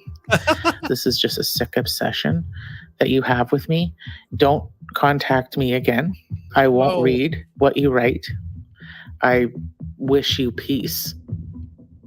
But don't message me ever again. Damn. Remember what I said? Low self-esteem. He's just not that into you. Oh, God. You have no idea how crazy all of this sounds. You really should get some help. I'm not your twin flame. This is just a sick obsession that you have with me. Don't contact me again. I won't read what you write. Wish you peace, but don't message me ever again. Yeah. Damn right. Yamaha, what's up, brother? Good to see you. You ready for tomorrow? This has me creeped out and need a shower. Yeah. This is only part 1. In that moment, everything Angie had dreamed of with Ron was shattered. She felt like her last chance at finding love was over. I could not accept that my twin flame would talk to me like that. Someone who is like the love of my life, I'm supposed to be the love of their life. Ron, by the way, didn't want to speak to us for this series. I imagine. Looking back, this was a moment when Angie could have walked away. Hey, Jeff and Shaleia's advice hadn't worked. They hadn't lived up to their guarantee. They had told her to pursue Ron, and he had turned her down. It was a moment where she could have logged off and never seen them again. But Angie still had hope, and she still had belief in Jeff and Shaleia. She still had crazy. And she stayed. So, how do you feel now?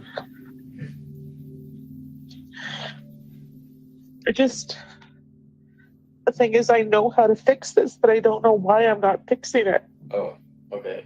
How do you fix it? By trusting and No, surrendering Haley, and healing no, and might. claiming. Did you choose to do that? I made the didn't do it in choice. prison. Did you choose to love yourself? I do. Good. That's easy. That's all you had to do. It's good advice. Learn to love yourself, and then someone else can love you. But to find that true love, that twin flame, Jeff and Shaleia would demand a level of sacrifice that would have huge and dangerous consequences. And not just for Angie. That's next time on Twin Flames.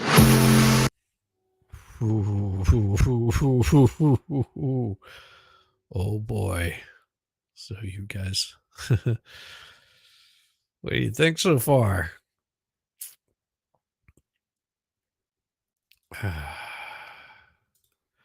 What do you think? Pretty crazy?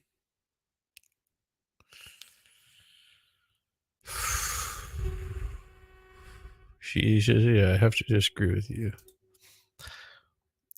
These people were manipulating the F out of her. She was desperate, and they preyed on her insecurities. Yeah. You also have to remember they were probably just telling her what she wanted to hear. That is one way of playing on insecurity. One of the ways.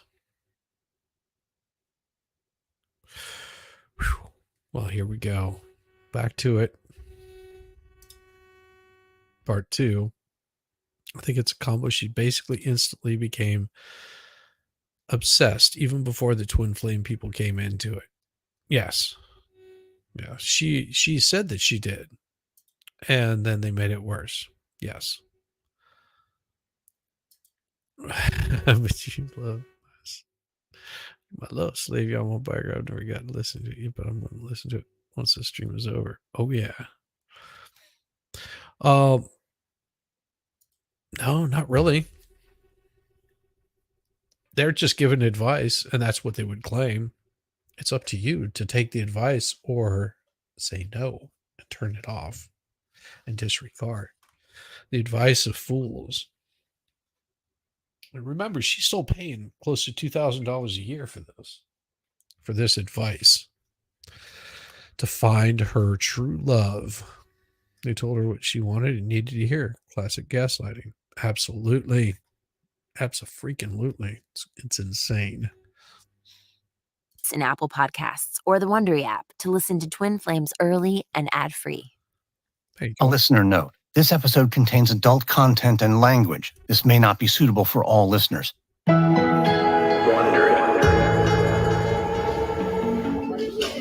It was the fall of 2008, 8 years before Angie. If your voice is shot tomorrow, it's all Eris's fault. Why? Is she gonna be like making out with you? Getting you all sick? Making sweet love to your vocal cords? I don't know. Maggie discovered Jeff and Shaleia years before the Twin Flames universe even existed. Eric Rogers was a college student at the time. Oh, yeah. No, absolutely. She could have benefited from true mental health professional to help her discover what was within herself that made her so willing to be their victim. She didn't need to be their victim at all. If she would have found within herself that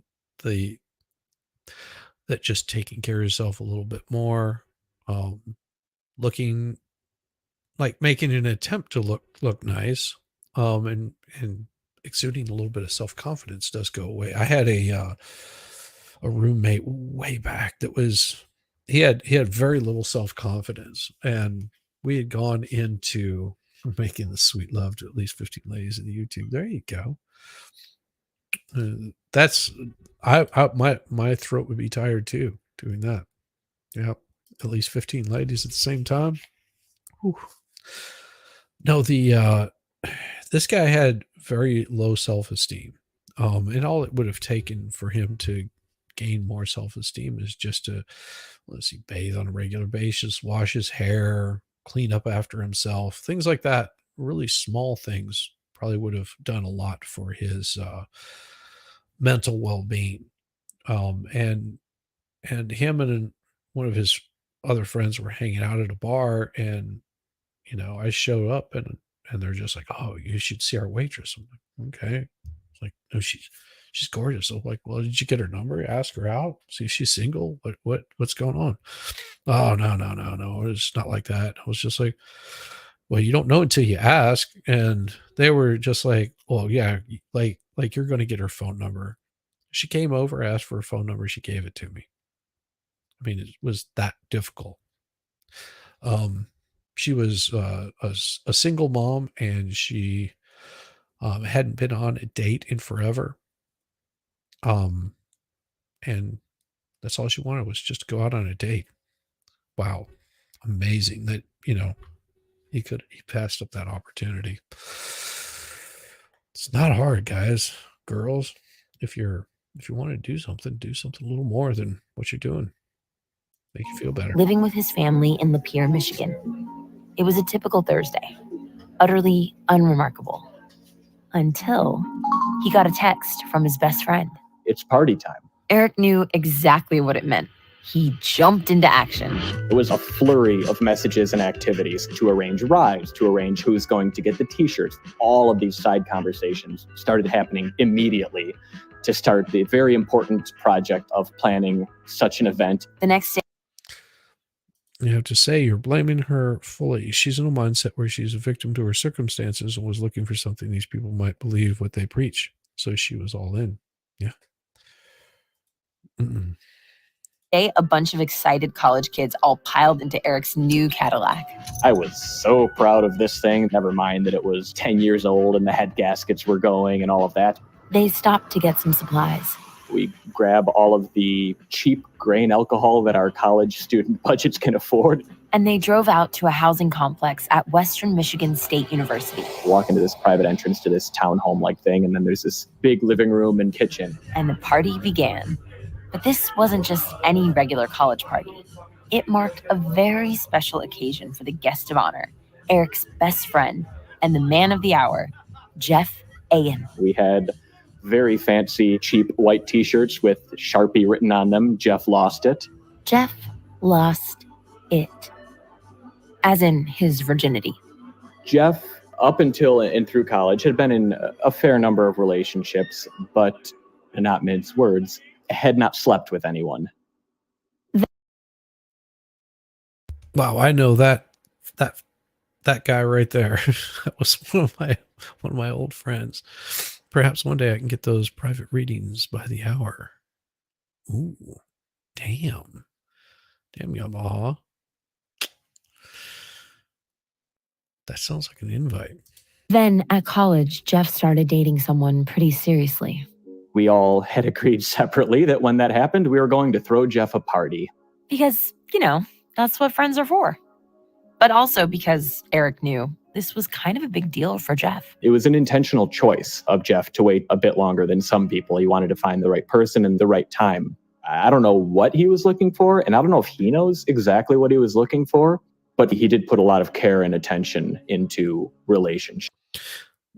Yeah, that's admirable, to be honest. People are too quick to fall in lust, not love. Right.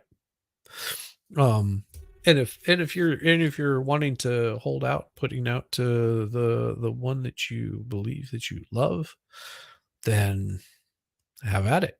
That's your prerogative. That's your prerogative. It wasn't mine, but that might be other people's. I would say Jeff did hold relationships on a bit of a pedestal. The Lost It party went on all night. There was smoking, drinking, and for some reason, fake mustaches. And at the center of it all was Jeff, a skinny 21-year-old kid with spiked brown hair and piercing blue eyes, sporting his I Lost It t-shirt and beaming from ear to ear. He was really honored, clearly, that we all drove out there. Jeff just had one of these skills or abilities to bring different groups of people together, and he enjoyed making other people feel valued or feel included in a conversation. He was a pretty well-liked guy. Back in 2008, that was the Jeff Eric knew and loved. this goofy, friendly kid who wanted to party when he cashed in his V card. Eric thought that they'd be friends for life. Friendships are something special, right? There's something you've got to hold on to. It's important. But Jeff would end up going down a very different path. One that would transform him from a college virgin. Twin flame sex. It's ridiculously good. Into a guru of love. I know how to grow a rich ocean of love. Love will pave your streets in gold. Love will clean your houses. Love will cut your lawn. Love will put the bricks down and build your walls. Love will heat the water to a whole new world, a whole kingdom of love.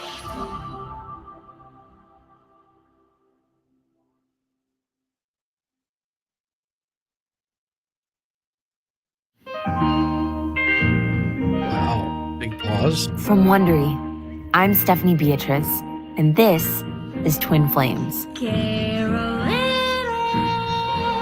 Oh, damn it. It's gotta get my shit deleted, damn it.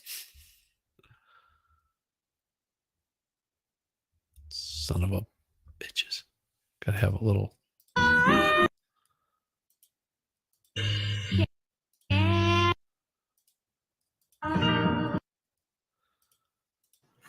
Middle school might be the most awkward moment of our lives when it comes to Look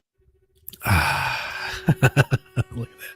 Damn, man. Too rich for my blood. I just had to settle for the group sessions. Yeah, I'm sure it is. It's all right. matters of love and sex. And just like any other kid walking into his class in 8th grade, Eric Rogers was filled with that all too familiar sense of anxiety.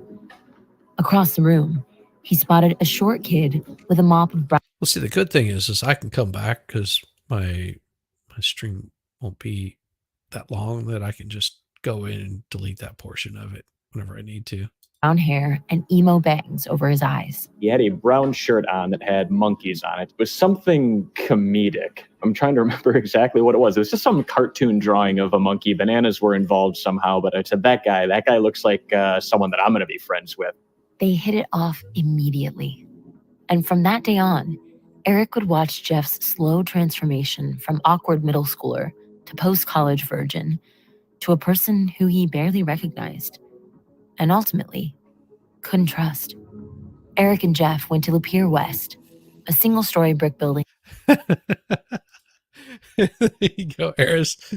Okay, $5. I'm not doing that group stuff anymore. Yama, you're funny. I love you, brother. It's hilarious. In a small town about an hour north of Detroit. They were on the swim team together. Science Olympiad, French class, quiz bowl. Outside of class, they built gaming computers. Yes, they were nerds. But Eric says Jeff had a self-confidence about him. It showed in a sense of humor that was, well, different. He would just walk up to a group of people that usually we didn't even know, just kind of like walk into the middle of the group and then just look around and look in his pockets and look really confused. I'm like, well, this isn't where I parked my car. And then just walk away, leaving a group of bewildered teenagers behind him. One day, they were in high school. Eric popped by Jeff's house for a visit. Usually, Jeff came to the door when he knocked, but this time, Jeff's mom let him in. She told Eric that Jeff was up in his room. He was busy, but Eric was free to go up if he wanted. So I go in there and I open the door and Jeff has got his headphones on at his computer desk, facing away from me. Jeff hadn't heard Eric enter, so this could be kind of an awkward situation. So, okay, you all right, Jeff? What's going on, man? Jeff looked up. And he's like, oh, man, I'm just listening to the quarterly earnings report from Berkshire Hathaway. As in the multinational conglomerate holding company led by billionaire investor Warren Buffett. I'm like, you find this interesting, Jeff? Like, really? And he's, yeah, like, this man is one of the foremost financial minds in the world. Like, just don't you feel like you have so much to learn from him? And I'm like, man, I've got a bank account, but that's about my level of financial savvy at that point in my life. It just showed me how high he sets his goals. Like Jeff, he had the hunger for information, right? He was just always questioning, okay, well, what's next? How do I move on to the next big thing? Or more importantly, create something for myself? That was really his angle. You could tell from just talking to him. Jeff had an energy, a drive to him to accomplish something spectacular and to do it fast. After high school, the two friends went different ways. Eric studied physics at college in Flint, and Jeff majored in business at Western Michigan. They kept in touch, though. Eric was there in a fake mustache after Jeff lost it. After they both graduated, Eric was curious to hear what Jeff had planned. They arranged to meet at an Applebee's in Flint. It was 4 p.m. on a weekday, so they nearly had the place to themselves. Over burgers and fries, Eric told Jeff he was going to continue working in engineering. Jeff's plans seemed surprisingly loose. So I thought about it a lot, and I think I'm going to move out to California. Eric was taken aback. And he said, I actually really don't have a plan. I just sold pretty much everything that I own. It all fits in a backpack now. I'm going to fly out there and figure it out. Jeff, went on tour. Who had listened to Warren Buffett as a teen, who had majored in business. You dated a hedge fund manager in college. Was exactly like Jeff, obsessed with finance. He wasn't obsessed with finance. He was obsessed with Warren Buffett. Simple as that. He was just obsessed with him. Had no plan, no job, no housing. I would never have the courage to just leave absolutely everything behind with minimal or no safety net whatsoever. And also personally for me, it was slightly concerning because it was just such a drastic shift in direction for Jeff. Because again, he was always a guy reliant on stability and planning and all of this. So for me, it was really just strange to find that the plan was essentially no plan at all. Eric was worried, but he didn't feel it was his place to try and stop him. So he wished him luck. I offered to pay for him, but if I remember, he didn't let me do that. We still split the bill, even though he just sold or gave away all the stuff that he owned and was heading out to California without a job. In California, Jeff worked in ad sales. He was good at it. But the corporate world wasn't a great fit for him. He had broader ambitions for life, and he didn't like being told what to do. He decided he needed to move even further west. He sold off his possessions, and he moved to Hawaii. It seemed like Jeff was on a journey, searching for something. Eric watched via Jeff's Facebook page as his living conditions became more and more unusual. It seemed he was kind of camping out in a forest, but it seems what he had done was either just scrap on the road or that he could find, or maybe some offcuts from the Home Depot of Hawaii or something. He had constructed this, I hesitate to say house, a dwelling out of like roofing flashing, like plastic material and some rope to lash it to nearby trees. And it seemed that for a pretty significant period of time, this is where he was living, out in the banana trees. And that's not a good idea. I mean, just saying. That's taking it off the grid. And he still has time to get on Facebook. It seems weird. Not just living in the banana trees. For a while, bananas were the main staple of a pretty limited diet. There's one video in particular, I remember him kind of experimenting. Well, I'm going to eat bananas this week, and doing a video blog. Him, climbing up the tree to grab the bananas, living off the fat of the land, so to speak. Jeff's new lifestyle was far away from what he'd left behind in Michigan. And that seemed to be the point. When a friend asked when he might come back for a visit, Jeff wrote, "Not something I can explain. I'll be back when I'm ready for it." Maybe he was just a lost post-college 20-something, rebelling against the norms of society, not wanting to fit in. Bitch. One of the two. But things were about to change. In July 2014, Jeff sent Eric a Facebook message. And says, hey, we're going to come visit Michigan for a week. We're looking forward to seeing everybody. After nearly 4 years, his best friend was finally coming home. And he'd be bringing along a new girlfriend. So I sent a message out to everybody and said, hey, let's throw a surprise party. We'll get everyone back together. Maybe it was time to break out the fake mustaches. We were super excited to see him, but we really didn't know what to expect.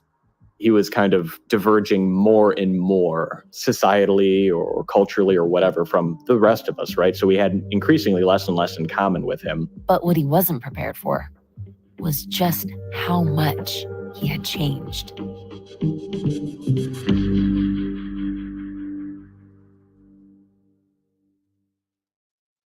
We get support from Switchcraft. If you've ever played Match...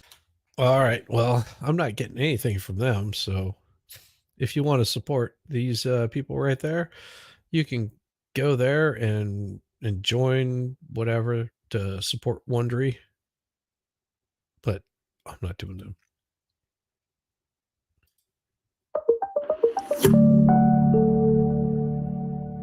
As the day of Jeff's welcome home party approached, Eric started to worry. Okay, well, where am I going to get like 30 pounds of bananas and beets and, 100 pounds of spinach? And where am I going to get all this stuff? So I really didn't know how it would shake out.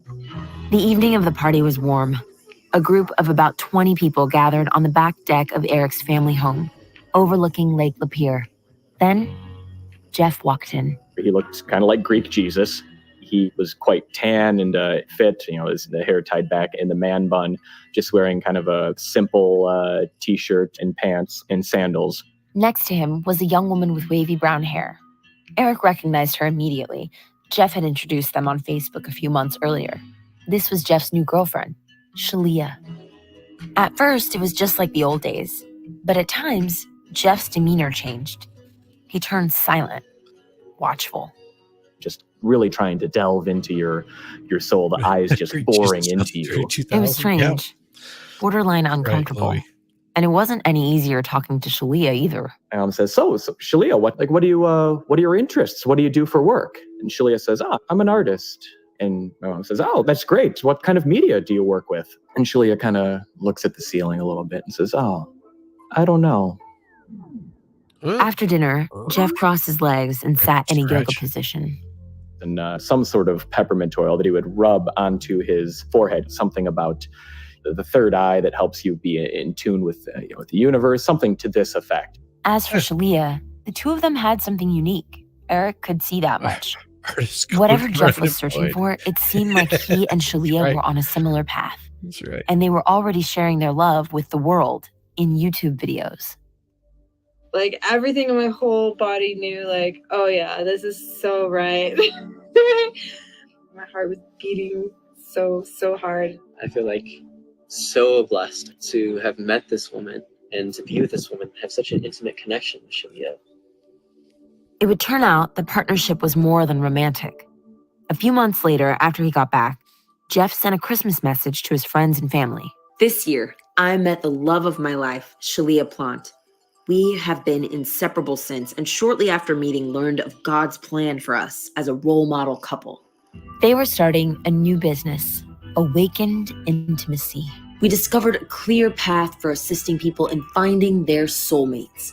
Today, our journey truly begins, awakening intimacy in our hearts and the hearts of others. There you go. We're from awakenintimacy.net. Awakenintimacy.net. Go there. Wow. Yeah, that's right. They started awakenintimacy.net. That was their first venture into this.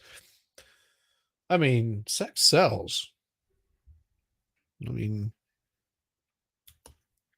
ask Yamaha. He's always selling himself out to the lowest bidder. Oh, geez, man. I'm telling you.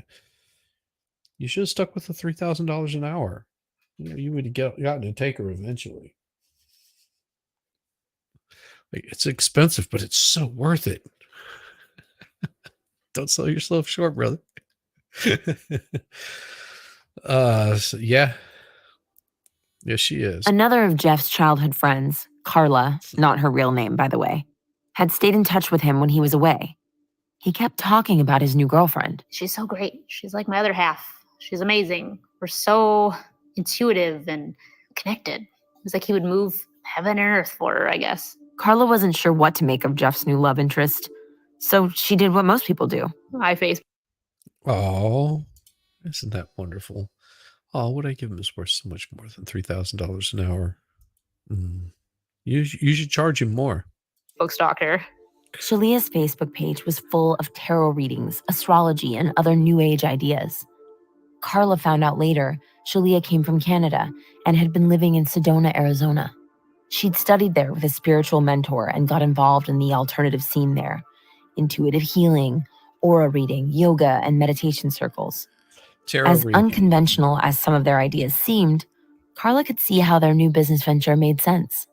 So she's like that holistic witch or whatever. But he also has that great mind to make the money. Like 2 combs, right? And you slide them slightly and you make them together. And like water's not going to pass through it. It links up so well. And I was just, okay, well, good luck, I guess.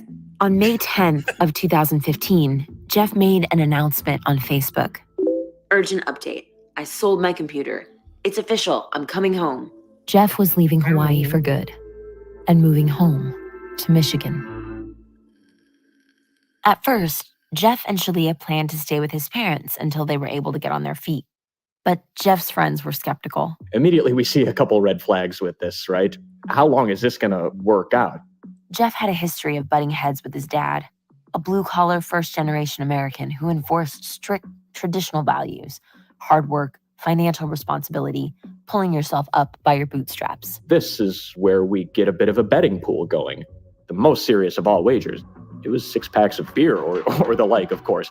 Whoever had 2 weeks in the betting pool was about to be 6 beers richer. That was about how long the living situation lasted before Jeff reached out to Eric. Hey, Shaleia and I are urgently looking for new housing, but the urgency was very clear. This is one of your closest friends for years, and he needs something right now, so heck yeah, he can come. Wait, you missed it? How did this loser get to Hawaii? Oh, well, whenever he went out to California, he sold everything off. He was working for an ad agency. He sold everything off and moved to Hawaii, and he lived basically off the grid, for like 4 years. Except he had the ability to get on Facebook every day. It's weird. He just has no slacker like his son. Hey, MJ. Good to see you, girl. Good to see you. Hey, this is Jay. Live with you. I rolled the dice.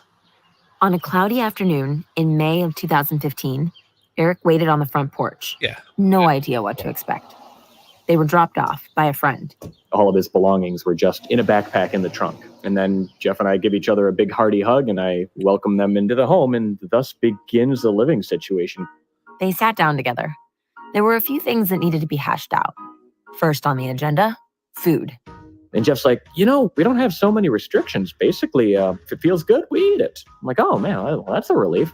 What I didn't realize at that point in time is apparently what that meant was hot dogs. Breakfast, lunch, dinner. Nothing but hot dogs. There was a philosophy behind it. And he says, well, when we eat hot dogs, we feel good. And because we feel good, we know that Divine Mother is providing for us. And then we know that hot dogs are all that we have to eat. And then there was the rent. I had almost zero clarity on what their financial situation was. Like, I know they had this business, the Awakened Intimacy. Which Eric was pretty sure was not going to be enough. Basically, I'm talking to him. So I'm like, all right, what do you plan on doing for work? And he said, I've got a friend who owns a landscaping company, and he's willing to pay me pretty well to do that. So I'm going to start there. Jeff started a day later. I get back at the end of the day, and Jeff was, it seems, taking a nap in his room. So he wakes up and comes out of the room. How'd it go? And he said, well, I got there and I really like getting my fingers into the earth and helping to create something for Divine Mother. But, I really didn't seem to have a lot in common with my coworkers. It's my internal monologue. Yeah, of course, right? You think the guy who does online palm readings and, relationship advice, I can imagine you probably don't have a lot in common with the landscaping workforce. I said, I'm sorry to hear that, Jeff, but I'm sure you can find something to connect with them on. But as it turned out, getting along with his coworkers wasn't really an issue. He'd quit. And at this point, I laugh because he's clearly joking, and he doesn't laugh because he's clearly not joking. And then I kind of step back and reassess, and I say, okay, so what's next, Jeff? Jeff seemed to be casting around, Jeff is searching for the next big thing, the right idea that could make it all work out. He needed to make a living, but he didn't want to compromise his alternative lifestyle. After landscaping, he thought about starting a consulting business for creatives, even considered applying for a job at Google. But he dropped ideas as quickly as they came. Meanwhile, he continued the relationship coaching business with Shaleia, posting videos on YouTube. Hi, I'm Jeff, And I'm Shaleia. And we are authors of the book Twin Flames, Finding Your Ultimate Lover. Twin flames are whole unto themselves, but completely connected. This world feels as familiar and as comfortable to you as your twin flame. In spiritual truth, you can never truly leave your twin flame. You and your twin flame are always connected at your core. Twin Flames, Finding Your Ultimate Lover, available on Amazon. Also offer divinely channeled readings. If you want to join our twin flame community on Facebook, we have a gorgeous group called Twin Flames, Finding Your Ultimate Lover. One of their videos, in particular, caught Eric's attention. So I'm watching the thing. I noticed it was obviously shot in my office using my computer. And Jeff is going through these various steps that one must go through to be able to manifest whatever it is that you want in life, career success or relationship success, whatever it might be. He kind of leans back in the chair and gestures around him. He says, just look at what I have. I don't follow a traditional career path. I'm not working for some mega corporation. I'm not working for somebody else. This was built by me, by manifesting it. Divine Mother has blessed me with these things. I live in a beautiful house. I have a car that runs. I have all of these nice things gesturing around him in my office, in the basement of the house that he's renting from me using my computer. Then, about 6 weeks into Jeff and Shaleia's stay, Eric was out of town on a business trip.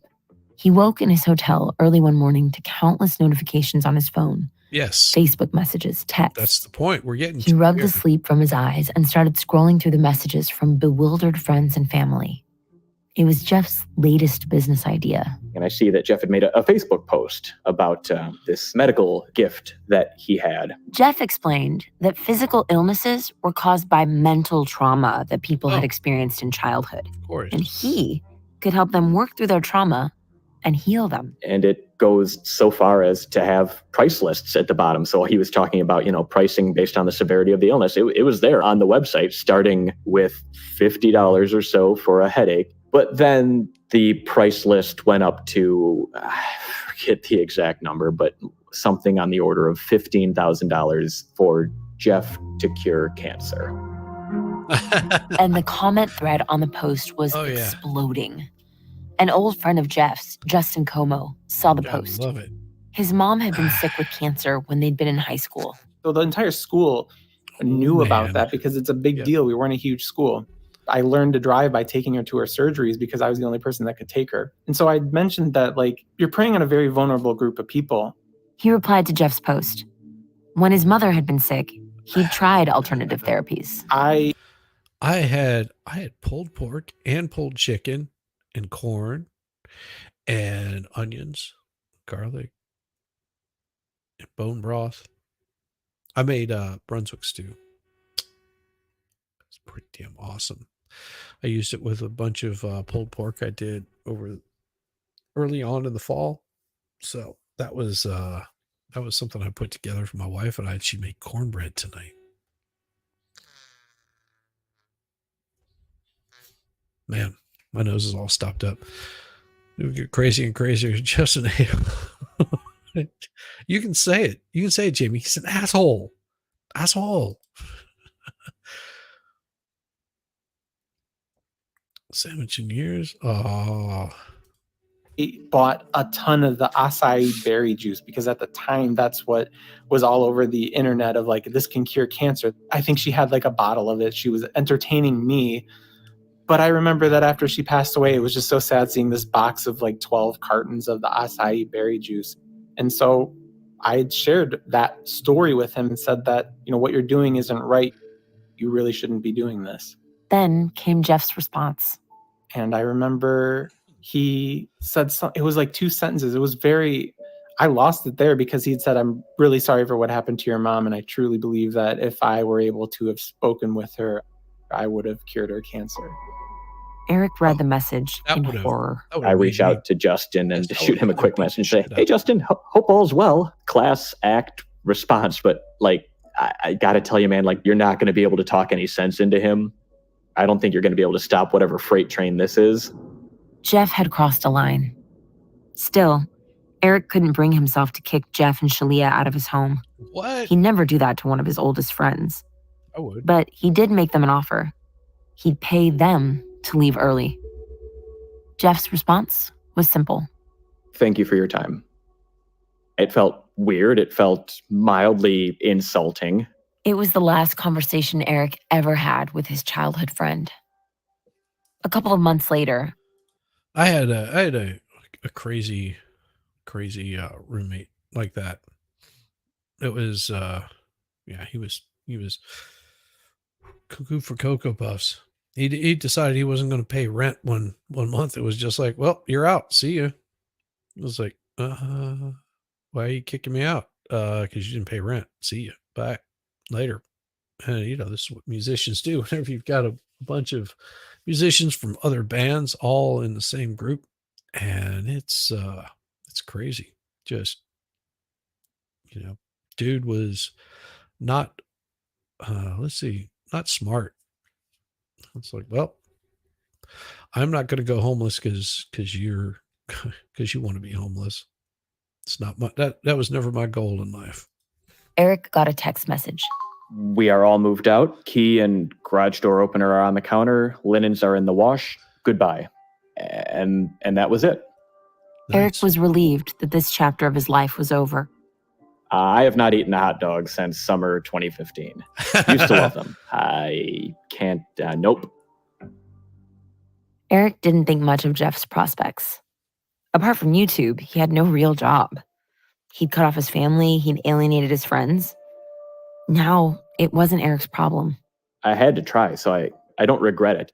There was some vain hope that I had that he was still in there somewhere, and I'd see glimpses of it every so often, and then the final realization that was it. That Jeff wasn't coming back. But Eric was wrong, at least on one count. One of their business ideas worked. The old Jeff might be gone, but the new Jeff had something people wanted. A twin flame. He was very captivating, I guess you could say.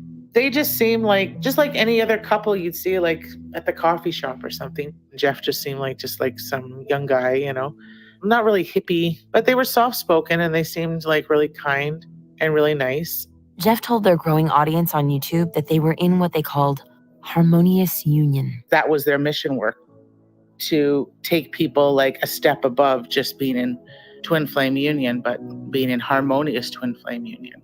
Like, it was the best thing I could ever imagine, like ever experiencing. And they had it.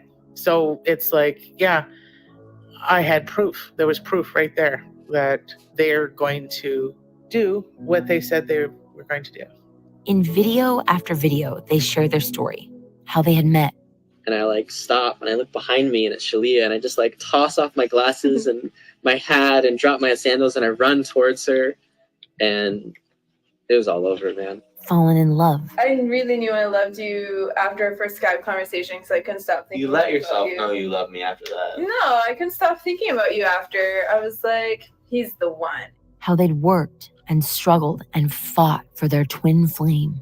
When we were first coming into harmonious union, Shaleia picked up a rock and was going to bash my skull in with it. So I had to pin her down on the bed against her will. I probably bruised you. I just lost it. I started screaming and I punching through the window, knocking on it, and then I finally tore the window open. Oh, I was sucker punched him, pushed him around, and he pushed me, and then we're rolling on the ground and heal these deep childhood wounds. We went to the scary place.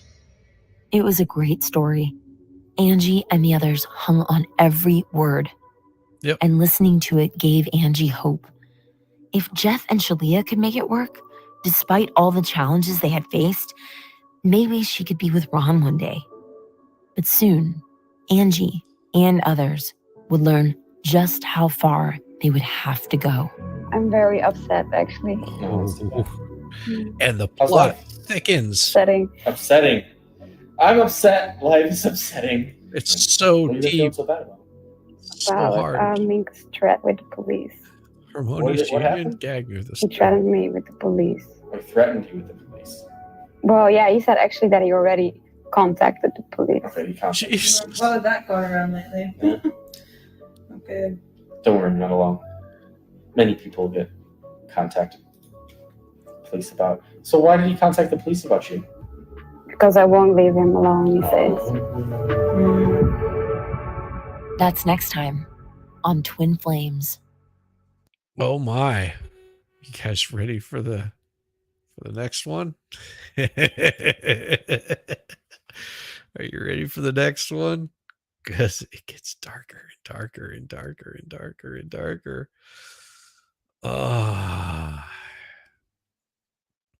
Yeah. The twin flames.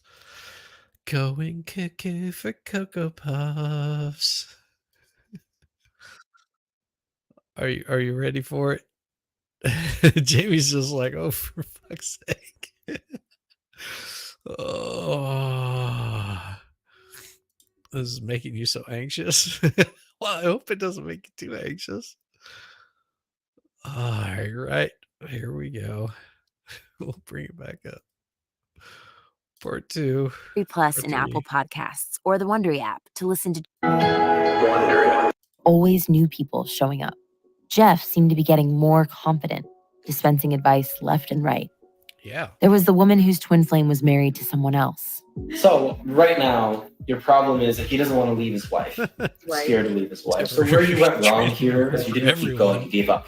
Good. So you're going to keep going right now. You're going to keep pursuing your harmonious union. There was the lady with the Twitter crush. Why don't we do this? Are you feeling rather bold and courageous today? Pull out your phone. I'm waiting here for when you're ready to stop contradicting yourself.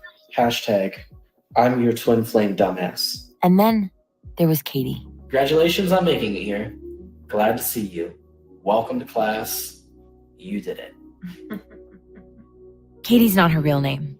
She was in her 20s, tall, attractive, with beach blonde hair. And, like Angie Moggy, Katie was there because she'd been rejected by the man she believed, she was certain, was her twin flame. I want a response faster than it's happening. You want things to happen faster than they're happening? Yeah, I want like instant gratification, I suppose. It was clear Katie was struggling. She wanted Jeff and Shaleia's help to reconnect with her ex-boyfriend, William. What do you really want? I want that next level of connection. You want him. Yeah. God provides all those things. All those things are called William to you. Can you have that? Yeah. Yeah. Do you deserve it? Tom, when you're being Yeah. You let God show you the way? Yeah. Wow, so it is. So it is. Yeah. Jeff and Shaleia's advice seemed to give Katie hope that she could get back together with her ex. But the man on the receiving end of that devotion, when he first broke up with Katie, he'd never heard of a twin flame, much less believed in the concept. I did not want to be pursued. I just wanted to be left alone. To William, Katie's devotion felt like infatuation, or worse.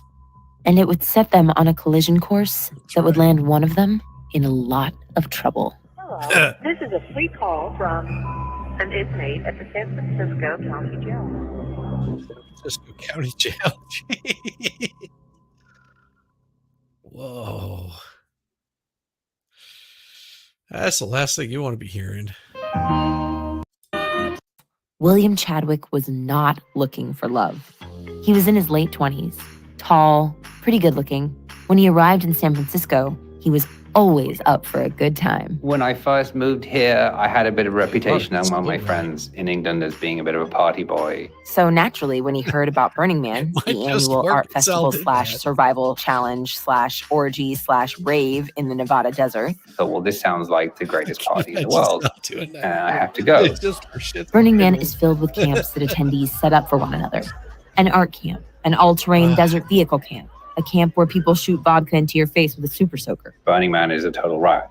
You can do all kinds of things, I think. Oh, no, I'm not going to suggest that because that would just be bad. I'll keep that to myself. I was going to suggest something, but that would just be bad. It would get us in all kinds of trouble. Friday, I went on a spank marathon.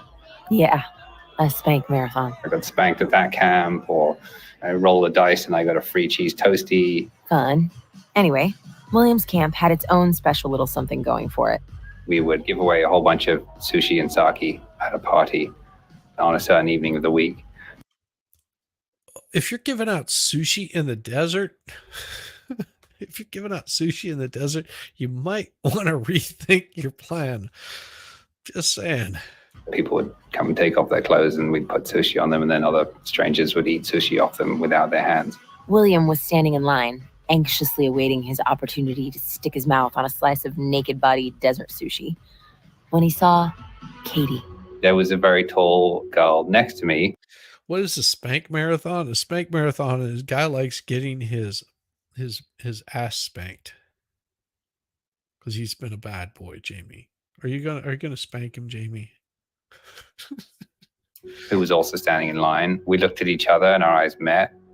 I like to think that one of the things that I have practiced in my life is being able to spot desire in other people, specifically in females.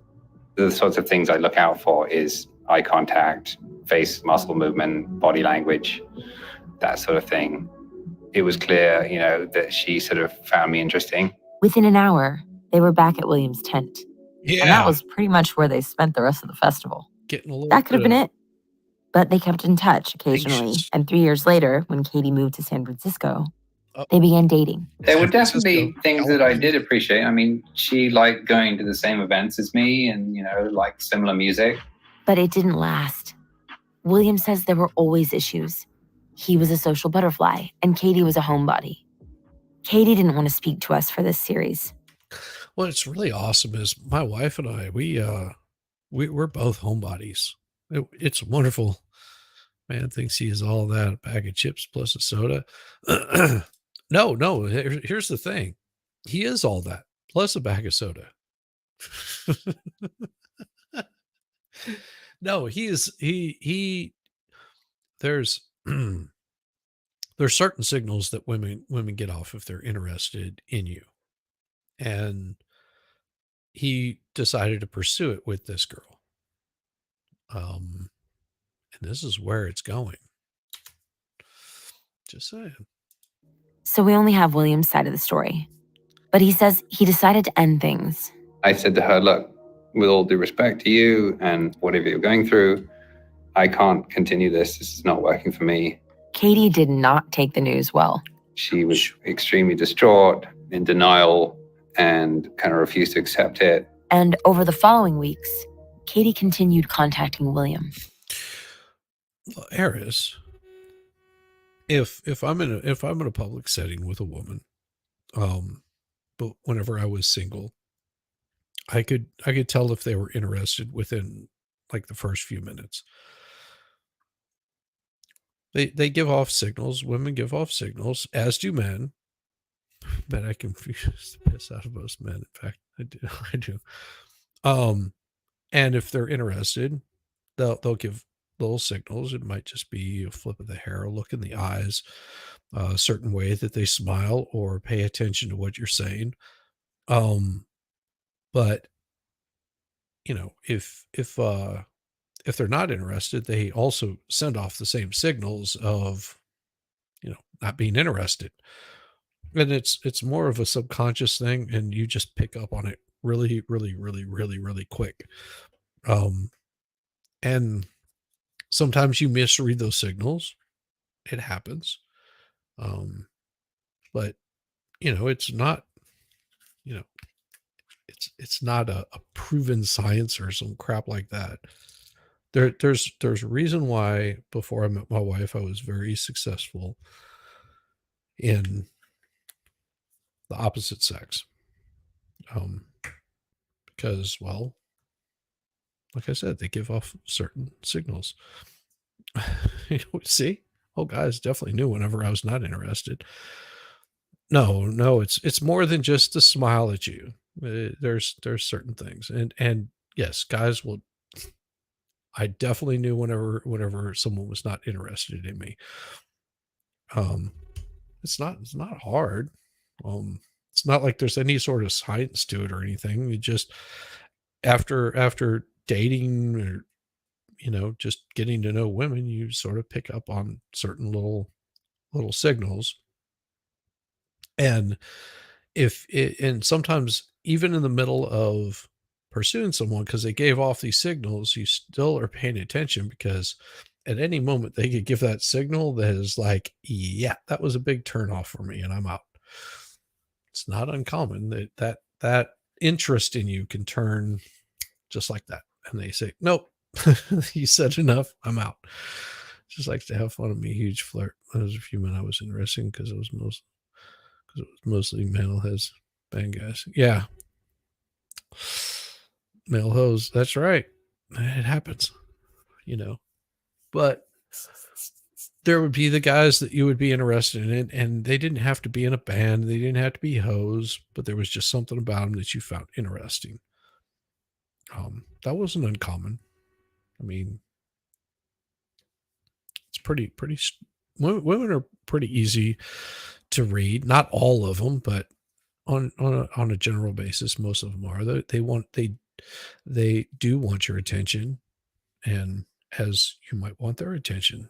Like I said, you do. There's certain things you do. It's a dance. There's this fairly steady stream of texts and emails showing that she doesn't accept that we're not together, and saying that we're meant to be together, and that I'm not being honest with myself. He tried blocking her number. So then she found different phone numbers to contact me from. A few weeks later, William was at a house party in Oakland. He was mixing and mingling when, out of the corner of his eye, he saw a familiar face. It was Katie. She seemed very relieved once she saw me there. She wasted no time making it very clear why she was there. She exhibited no desire to spend time with anybody else. She seemed very keen to follow me from room to room. William decided it was time to set things straight. I said, look, we're not together anymore. And in fact, I don't want to spend all my time with you. And I don't have to now that we're not together. Katie got angry. Ooh. She started peppering him with Facebook messages. Burn in hell, you pretentious, jobless, arrogant piece of shit. People will find out the way you treated me. You pissed off the wrong girl. I will destroy you. I was just like, oh, this is going to be a lot more complicated than I thought. The next day, William was on his way home from a meeting in Oakland. He hitched a ride with a friend, and over the course of the trip, he vented to her about what had been happening with Katie. The text messages, the emails, her showing up in places unexpectedly. His friend dropped him off at his apartment. He opened the door, and he noticed something in his bedroom. And I was like, oh, fuck. It was Katie's backpack. She was in his house. I said, what is she doing here? And I was like, you need to get her out of here right now. His roommate explained to him that he'd been hanging out at the park with Katie. When he was ready to head home for the day, she asked to tag along. At first, he said no, but she said she really needed to use the bathroom, so he let her in. But once she was in, she stayed. When she heard the door open, she went into the bathroom and came out wearing makeup. And this was like 7 p.m. on a Sunday night. And I was like, just get her out of here. I do not feel safe. Oh, Miss Craig Griff. Not able to hang around right now, but wanted to say hi and hit the like. Well, thank you very much for coming by and showing your support for my lowly little channel here. You're wonderful. Thank you very much. William left the apartment. He called the friend who had just dropped him off. She turned around immediately to pick him up. They sat in her car just outside the front door. They agreed he had to call the police, but the cops didn't arrive until after Katie left. William filed a report and got a 5-day emergency protective order from the San Francisco Police Department. Things calmed down a little bit after that. But not for long. In the summer of 2017, a couple months later, William traveled to Europe. I had some friends living in Berlin for a few months, and all right, it's time for me to refresh my damn page again because it's acting weird. I'll be right back. Give me just a second.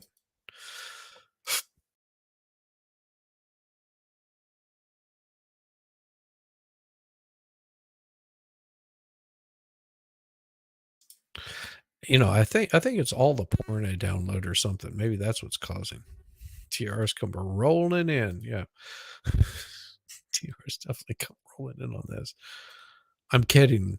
I don't have any porn bots. It's all paid for.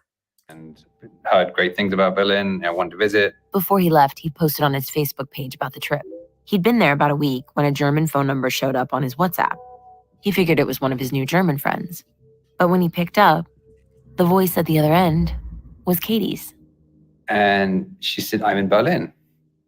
And I went, oh, some people would find it kind of creepy that you're in the same European city on the other side of the world. She told William she was in Berlin to see some mutual friends. But when he checked in with them, they said they never saw her. They'd never made plans. They hadn't even spoken to her about visiting. It felt kind of chills. She was going there to follow me, but she didn't admit that. She lied. She was trying to do this, find your soulmate on the other side of the world sort of thing. Not soulmate. As William was about to learn, Katie believed their relationship to be something much more serious. He didn't see her in Berlin, but a week later, Katie sent him an email suggesting a meeting. It would really be the only chance to hash things out if that's what you feel we need. I would rather meet in private or go on a hike than go to a therapist who doesn't understand twin flames. Twin flames. It was the first time William had heard Katie mention the phrase. It is. But it definitely wouldn't be the last.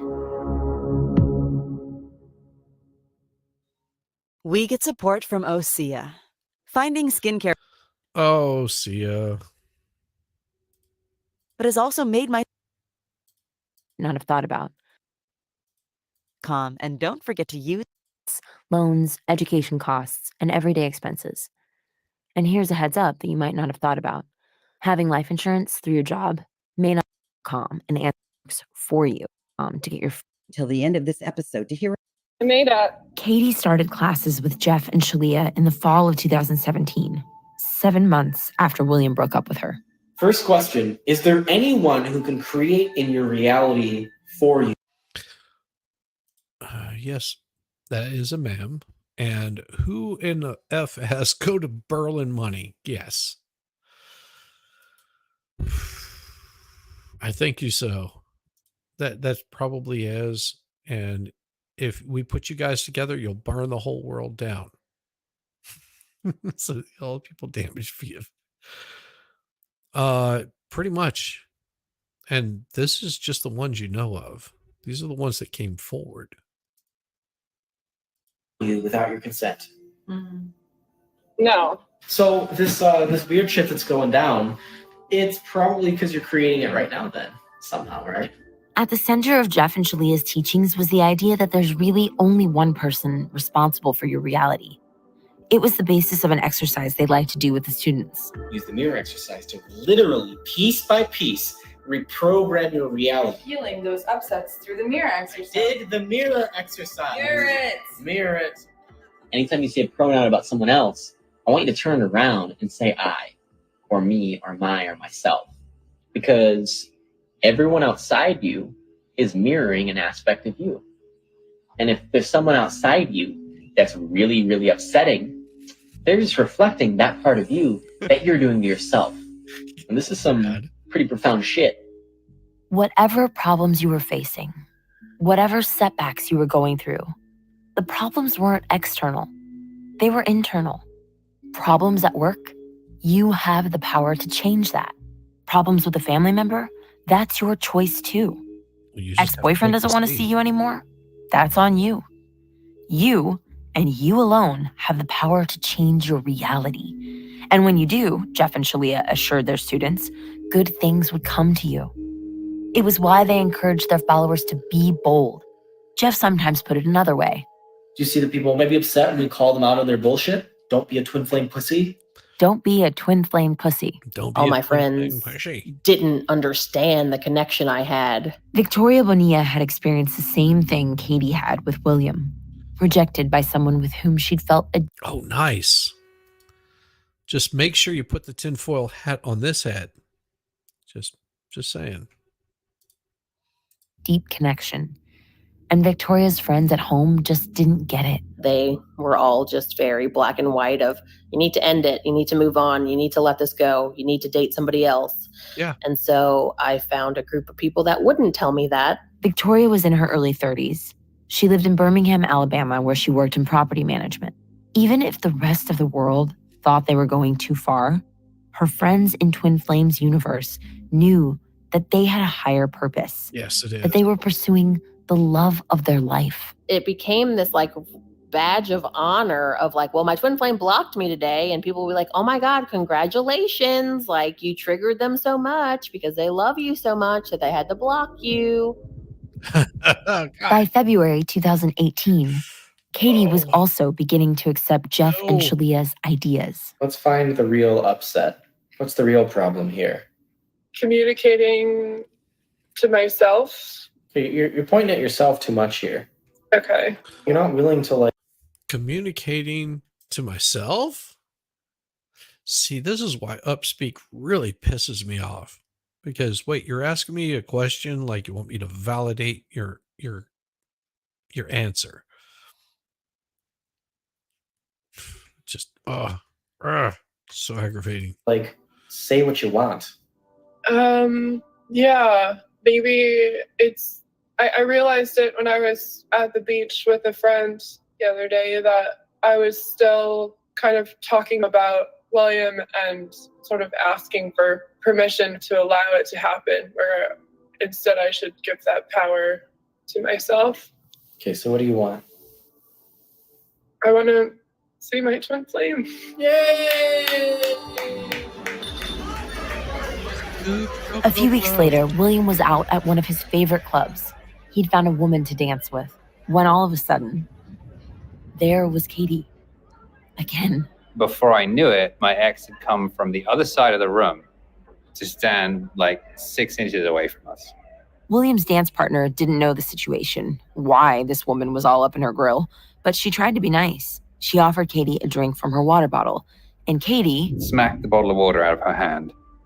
William tried to apologize. He offered to buy her another bottle. I went up to the bar, went to order a bottle of water for this woman, and my ex showed up right next to me and went, "She has chlamydia." And I was like, there's no way you could know that. William left the club. He'd had enough. I need to bring in a higher power, which in this case is the law. The next day, March 29th, 2018, William filed a request for a restraining order at the San Francisco courthouse. I didn't take it lightly. I had the opportunity a year previously to that to try and file the permanent restraining order, and I felt like maybe it wasn't necessary. But a year later, I was like, okay, it is absolutely fucking necessary now. Now, I will say, always absolutely necessary. Take it to the maximum amount that you possibly can. Anytime somebody's pulling crap like this, please take it to the maximum amount that you can. Back whenever we had dealings with someone that's Sov Sit, that had basically taken over some property that one of our clients holds, had moved all of his stuff in there, put padlocks on it, boarded up doors. At that point, we could have had him for criminal trespass and could have had him arrested, which would have stopped a lot of other shit from happening further on down the road, because it only got worse from there. Luckily, we were able to get the property sold and for that client, and it still hasn't ended, but we should have probably had him arrested at that point in time for criminal trespass. So that's it. Always take it as far as you possibly can. Don't send a warning. Don't send a shot over the bow. Send a shot to the side and sink that damn ship. Damn it. Cuckoo is not cuckoo unless it's doing cuckoo. If it's doing a little bit of cuckoo, there's a lot more with it. Just end it. The judge granted a restraining order. Now, William needed a plan to serve Katie with the paperwork. Under the guise of returning some mail, he asked her to meet him at a picnic and fundraiser in Oakland. I showed up there. I was with my now partner, and I said, this could go really ugly. And at the event, I had it set up that a friend of mine would serve her with the papers. He parked the car, steadied himself, and got out. But before William could do anything, Katie handed him a laptop. And she said, here's a login, and you can attend a Twin Flames Universe counseling session with me. By now, William had done his research on the Twin Flames universe. He understood the basic idea, and he recognized Jeff and Shaleia, but he'd never taken them seriously. They kind of look a bit like potatoes that have been peeled with hair. William's friend handed Katie the restraining order. She took it, and without looking at it, went on her way. But soon afterwards, William says he received a message. a photo with her in a revealing outfit saying the only restraining I need is in the bedroom. Next, Damn. William tried contacting Katie's mother. She lived out of state, so he emailed her, suggesting Katie get some help. I believe she is delusional and living in her own version of reality. She has also joined a cult called the Twin Flame Ascension School because she wants to believe that she and I are destined to be together. This cult essentially encourages you not to give up on your twin flame, even if they reject you. I can assure you any chance of us getting back together has evaporated. Her mother spoke to Katie, but it didn't slow her down. Katie sent emails, she came to the apartment when William wasn't home, and she kept calling, leaving him a barrage of voicemails. I know that you know the truth, but it's time to let go of the old pattern. I'm not going to put up with the bullshit, and I'm not going to give up. Either call me or... Well, hey, over there on the Rumble chat, MH994, good to see you. And yeah, if somebody's coming after you, restraining order, restraining order, restraining order, do not let them get away with this kind of stuff. It is psycho, it is crazy, and it can happen with men, women. One side is not not immune to this kind of craziness, and that's exactly what it is it's craziness. So yeah, I don't condone any of this stuff to anybody. You be safe.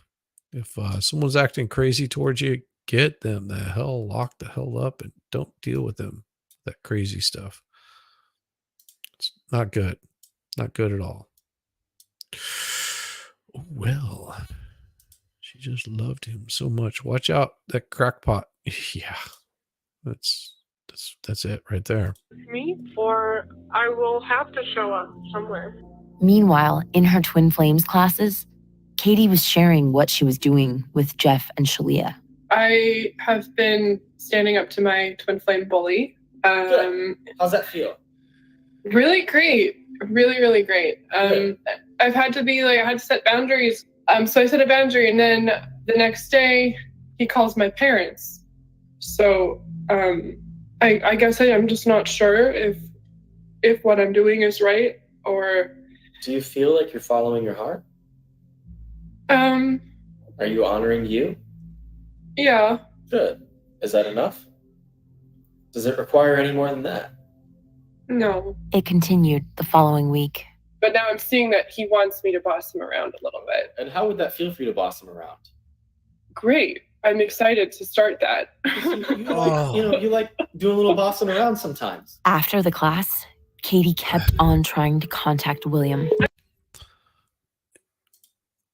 Wait, hold the phone. He's a twin flame lover or a bully? I don't get it. No, that person that you heard speaking, that was the lead male on Twin Flames, and he was promoting her to go and boss him around. And dude he's completely unaware. He's wanting to stay the hell away from crazy girl that's showing up randomly in places where he doesn't want to be. Yeah. Cuckoo for Cocoa Puffs. Anybody got some chocolate? I really don't understand why you continue to waste your energy on this whole process when it's the cops are not God. They're not going to protect you. Only God will. I'm hanging out with my lawyer right now, and I wouldn't really suggest it. Well, that's because she thinks that he's bullying her because he's rejecting her. He's saying when they reject you, it's just the twin flame bully, so you have to stand up to the bully. Yes, thank you, Jamie. Put it better than I was. Pushing that any farther, because it's not. There's literally nothing. Literally. Hey, y'all. Snap. This cult is insane. The documentary is crazy and insane stuff going on, promoting, stalking. They are still active. Oh yeah, they're very much active. They've got over 40,000 Facebook followers of this group. Yeah. It's insane. Absolutely insane. Nothing. like me, and I don't actually give a fuck. In August of 2018, William reached his breaking point. It was a hot summer night. He'd hit his usual club when Katie showed up. William tried to leave, but when he stepped outside with a friend, he looked up just in time to see Katie. And she started walking towards me. And then I thought, well, I've spoken to several policemen about this by now. We try to start a Twitter movement to get them stopped. Good. Please do. Please do. And let people know about this stuff, because it's dangerous. Now it's been going on for over a year. And they said that I was within my rights to call the cops if something like this happened. So he did. So like 6 cruisers showed up. I sort of flagged down one of the cops and started trying to explain to him that I was the person that called them and this is what's going on. At first, they didn't take him seriously until one of the officers ran her name. William had been forwarding all of her emails and voicemails to the police. And he was like, oh, actually, this is kind of serious. I have to go in and get her.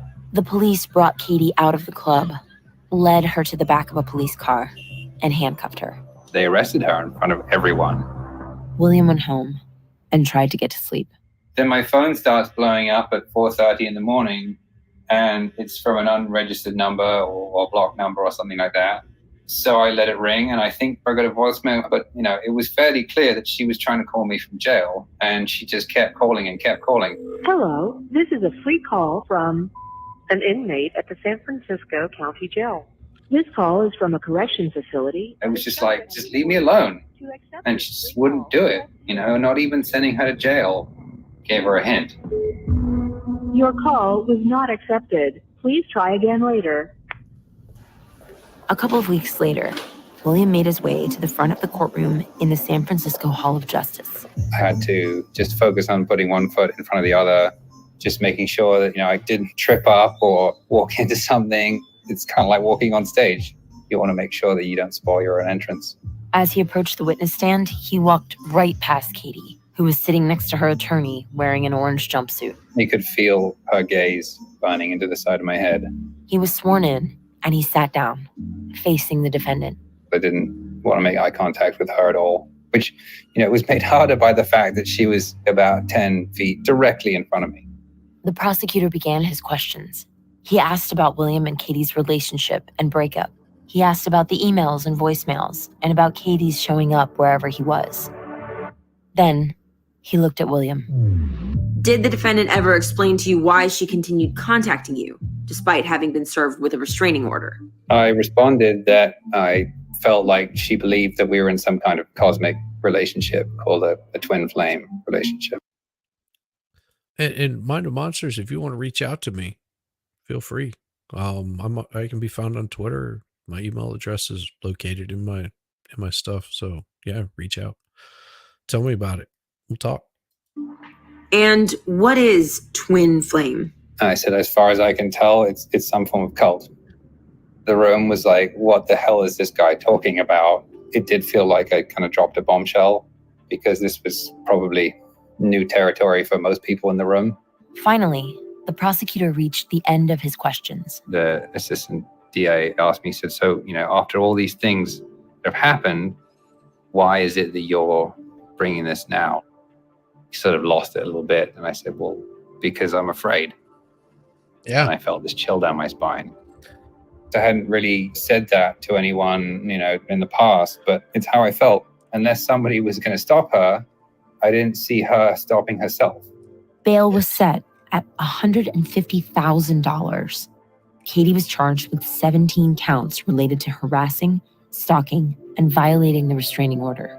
She posted bail, and within weeks, she was back in class with Jeff and Shaleia. Damn. When Katie told Jeff the story of what had happened at the club, at first he seemed critical. You happened to go dancing at the same place where he was. And when you saw him, you didn't leave, knowing you had a personal protection order requiring that you not be together. He went to leave, and then I didn't know he left. I went to leave, and then I thought he was leaving, so then I went back, and then apparently he hadn't left. Is this the truth of what happened? So I'll find you on Twitter, but ex-member comment trying to get an interview. Have not heard back yet. Then you stopped. Oh, they won't do anything. Said they did. Yeah, definitely reach out. Reach out to me. I want to talk. The story you just told me, or have you fabricated that to cover something up? No, I mean, it is what happened. But then his attitude shifted. He encouraged Katie to learn something unexpected from the whole encounter with the police. So did you love yourself all the way along? Yeah. Then is that not an act of bravery and courage? Yeah. It is. Feel that. That's okay. You are courageous. I hadn't been going to God. And so. And when you did go to God, he put you in jail. That's exactly what happened. Let's call a spade a spade. But it was what needed to happen. Well, there you go. And can you accept that? Yeah. Great. Isn't that okay then? Yeah, it's fine. So why is it that you're so happy and alive in your heart? Because it doesn't matter what happened. All it matters is that I go forward. So what does this make you? A criminal or a spiritual master? I guess a spiritual master. Oh, Jesus. What do you think that does for your relationship with me? I guess it improves it. It gives me enormous trust in you. Where before I had none. And I could have none. I mean, It gives me enormous faith in you because you've given yourself that. Because you've had faith in God. And now today you're being revealed. I love you guys. I love you too. Congratulations. Congratulations. He said you're not. As Jeff and Shaleia offered their congratulations to Katie, Angie Moggy was listening and learning. She was one of the other Twin Flame students who watched the class. And they encouraged her. You can hear it. She was like a great example of what they tell us to do. She was a superstar, like a honey badger of love. It was a viral kind of like video at one point. Honey badger don't give a shit. It just takes what it wants. More or less speaking to like how tenacious honey badgers are. They just go and get what they want. They don't give a fuck. They just go for it. So that's why they always kind of told us, be honey badgers of love, which means no matter what the odds are against you, go and get what you want. Just go and get it like a honey badger. This is what they had drilled into our head, that no matter how bad things got with the person that we believed was our twin flame, or what they said or what they did or whatever, we're destroying separation consciousness. Separation consciousness, that negative thinking that keeps you from being with your twin flame. Angie can understand how Katie thought she was doing the right thing. We all wanted to be the honey badgers of love that they trained us to be, and to take these chances because we all wanted Jeff and Shaleia's approval. And soon, it would be Angie's turn. Like Katie, she would learn that getting Jeff and Shaleia's approval comes at a great cost. She's like, you're being asked to let go of who you believe is your twin flame. She looked like she was scared, petrified actually, like in her eyes. Then she said, are you interested in knowing who your twin flame is? That's on the next episode of Twin Flames. Ooh. Guys ready to continue on more? Can you handle it? Can you handle it? You up for another one? Oh, it's getting spicy. Getting spicy, isn't it? You're about to find out. You are about to find out.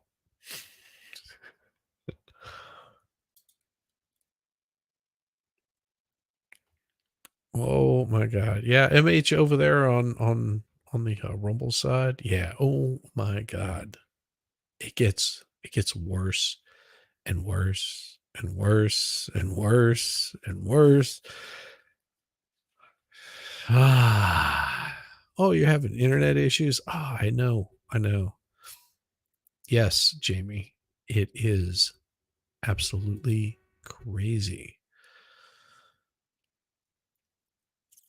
We still haven't heard about our the first person that we were talking about here, Katie. Katie's running into issues. She's got some things going on, and it's getting crazier and crazier, and it's validating. Yeah, someone's going to get hurt. And that's the scary part of it. It's because whenever you get crazy slapped in together, people will get hurt. Don't do crazy. There's, man, I ran into many of the stalker types. Being a musician, you run into the ones that are really cool. They're just like, I just want to hang out and shoot the shit and drink beer, whatever, hang out, not even have sex involved. You got those. Those are the ones I spent all my time and energy on because they were the fun ones to hang out with. There wasn't any expectation except we were going to hang out and have a good time. And then you had the ones that were like, yeah, I would do anything for you. I would like hurt myself for you. Then those are the ones that you stay away from, like the passion. This is where you end up in Guyana drinking Kool-Aid. What? You don't like Kool-Aid? Come on, Kool-Aid's delicious. Homie, what's your favorite colored crayon? I mean, I guess that would be the question, wouldn't it? Okay, I will bring it up. An Apple Podcasts or the Wondery app to listen to Twin. It's the summer of.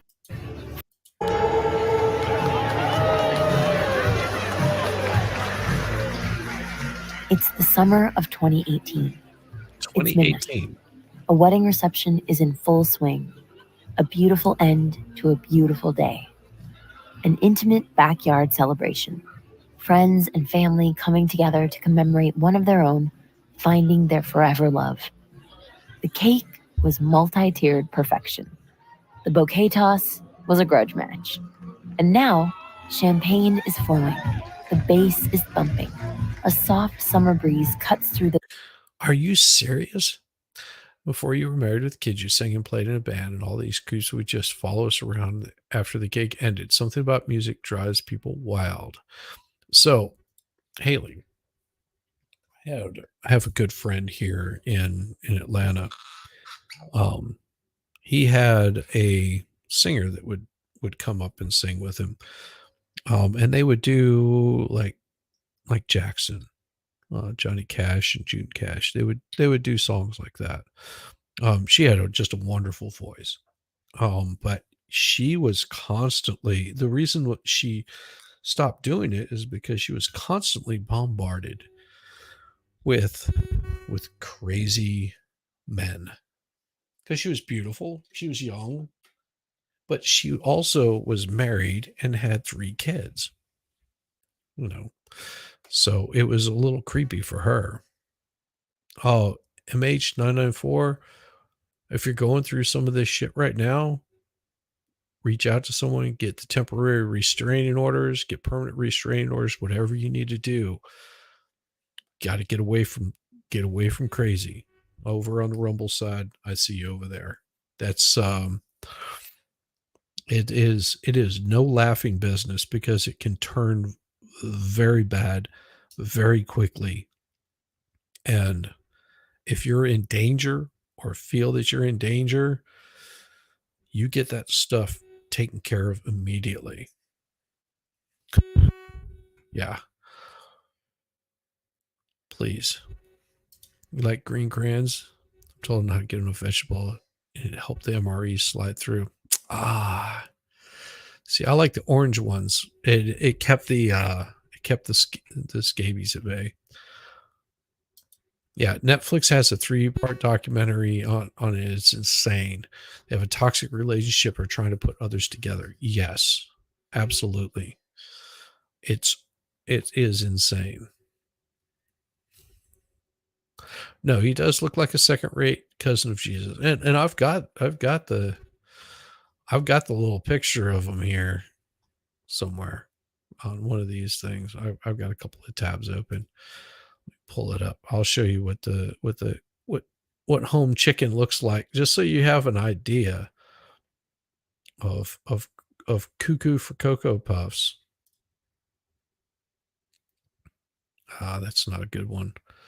I've got a better picture. Give me just a second. I'll share with you. Let's see. Is it this one?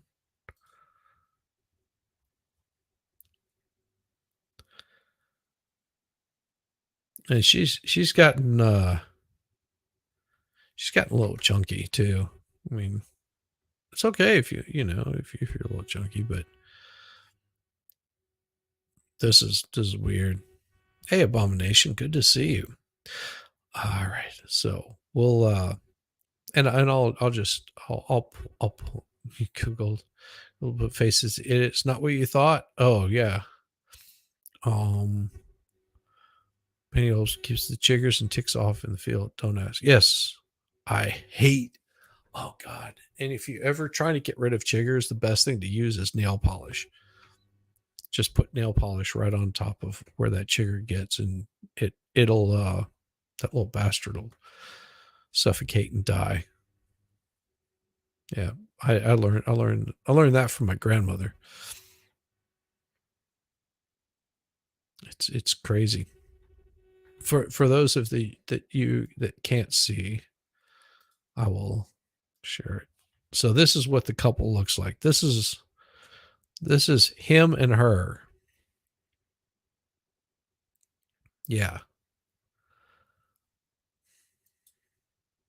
That's him and her. Crazy, huh? Hope Michigan is doing something about it. Reminds me of the new law they're trying to create about life coaches in Idaho because the Jody Hildebrandt and Ruby Frank case. Yeah. Yeah. Super crazy. Super, super crazy.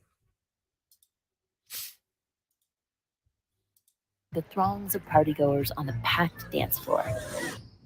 At least, that's the kind of thing Angie Moggy was imagining as she sat outside in her car.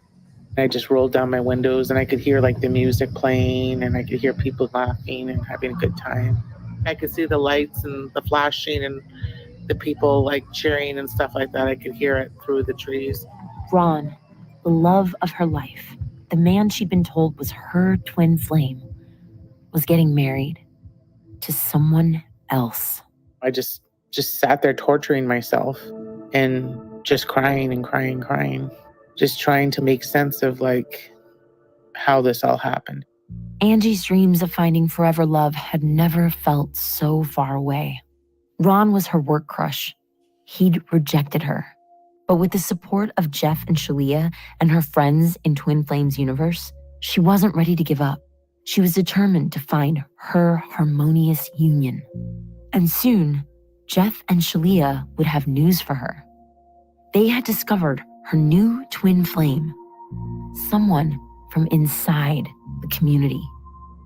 And who it was, yes, would shake her to her core.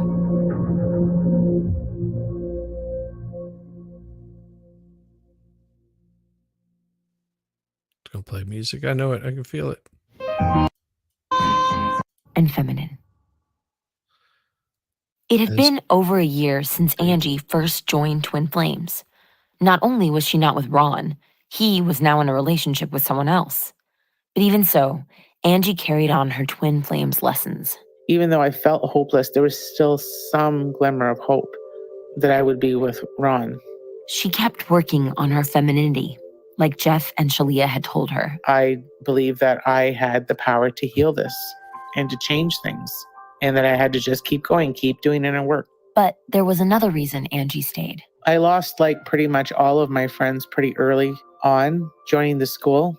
It's kind of frowned upon if you hold like relationships outside of the community. So yeah, basically I had my Twin Flames universe friends. She and I were soul family. We were soul sisters. Victoria Bonilla had lots in common with Angie. When Victoria's twin flame had also gotten married to someone else, Angie reached out to Victoria. She was like, hey, I just want you to know, like, my twin flame got married just recently, so I know how you feel, and I'm here to help you, like, work things out if you need somebody to hold space for you. The shared experience brought both women closer. And I really appreciated that, because I really was just like, it was like the world had turned upside down. Victoria and I were really close. You know, you couldn't meet a nicer person. By 2018, what had started as some amateur videos from Jeff and Shaleia had grown into something much larger. With the expansion had come more work and more people involved. They had a sales department and teams for design, media, and HR. As it grew, Jeff and Shaleia began to take a more hands-off approach to managing the organization. Jeff and Shaleia stopped responding to their messages, and it became our responsibility to respond to their messages, like on their Facebook pages and stuff. They also began outsourcing some of their teaching work. Students could pay a few $1,000s to be certified as ascension coaches. And those students could then teach Jeff and Shaleia's philosophy to others, helping them work through their problems using the mirror exercise. Angie was all in, but she did have one concern. How could she teach others when she wasn't even with her twin flame yet? I was just always reassured, as long as you know the work and you know how to do the mirror exercise, you don't actually need to be in union to be able to help someone to get into union. While she trained, she volunteered in the sales department. There was like a group of us who started something called the meme team. They were going out into Facebook groups and they were doing what we called phishing. They created clickbait advertisements, photos of couples embracing at sunset, inspirational quotes, lots of hearts, and blasted them on social media sites of other spirituality groups. And they would start dropping Twin Flames universe like memes or videos, trying to kind of like get people's interest in this group and then try to pull them away from the Facebook group. So people that are, you know, posting all of their upsets about. Well, and I try to address over here on the Rumble side also, Abomination saying over on the Rumble side, that sounds like a Ponzi scheme. No, because what they're doing is telling them that they can make money off of it. So they're taking a little bit of a cut of this, and the more people that they get in, the less that they have to pay. Yes, it is a complete Ponzi scheme, but they're making it sound like it's totally worthwhile. I mean, this is a couple that is trying to make money off the misery of people. And it is a cult. Exactly. MH994 is a cult. And it's a dangerous cult because they're promoting doing things that are illegal. Oh, what is this? Ah, I see. So if I think it's hard enough, I can perform neurosurgery. Sweet. Shingles out. Come on in and let me crack your grape. Nice. Their twin flame in these groups and, you know, oh, he's cheating on me. Oh, he's hitting me. Oh, he's an alcoholic. Then the TFU volunteers would just pounce on those posts and be like, we have the answer. We can help you. And they were expected to be relentless. It landed a lot of us in Facebook jail and stuff like that because it was considered spamming. So we had to find like what was like the magic number of memes that we. Not all cults are going to be harmful from an outside view. If you're looking at it from an outside view, it's not harmful. Think of a little group out in California that's really into science. On the outwards, they don't look like they're harmful. It's whenever you really dig into it, how harmful are they? And you don't notice it until it's too late. I mean, it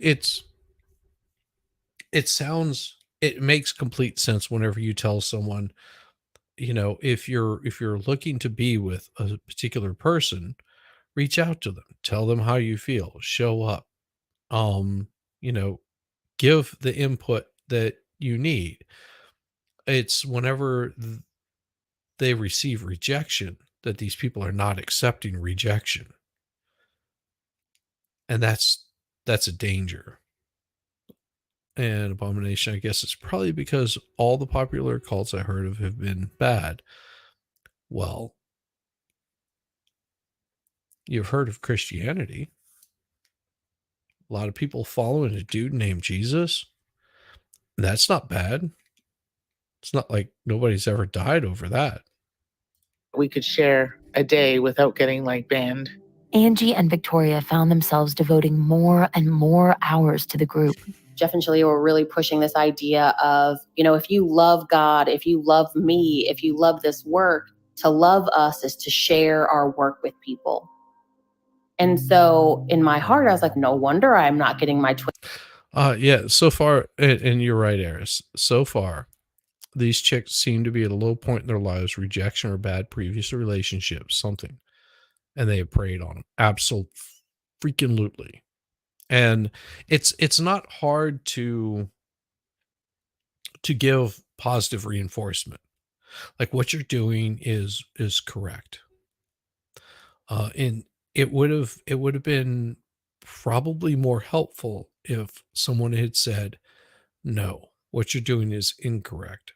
And the people that did tell them, no, you do not want to go down this path. That sounds psycho crazy.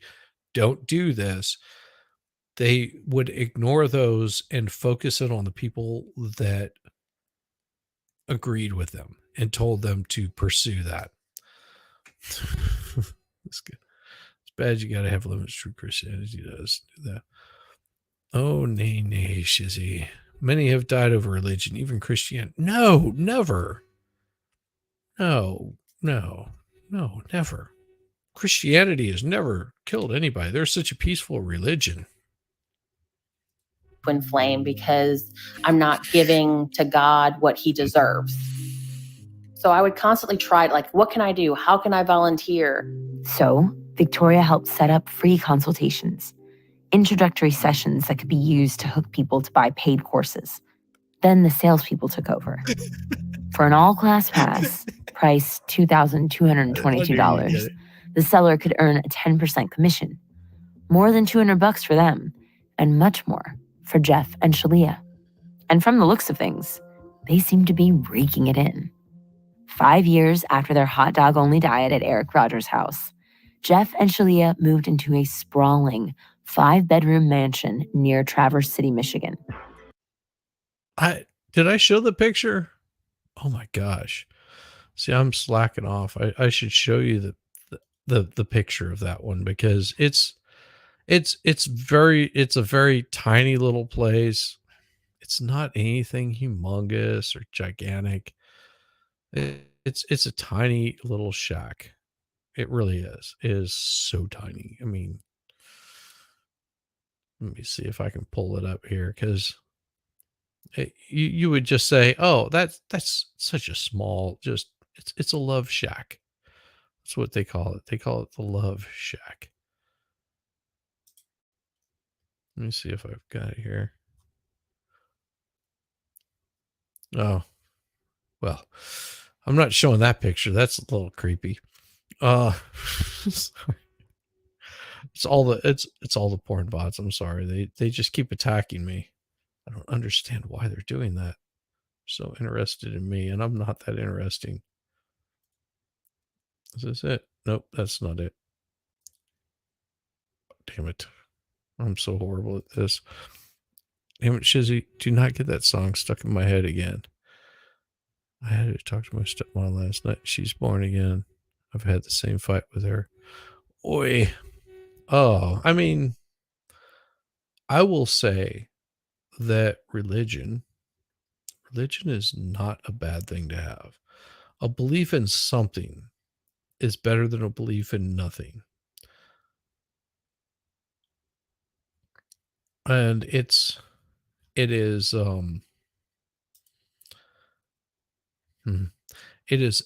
having a belief in something beyond you is always helpful. Love Shack, baby.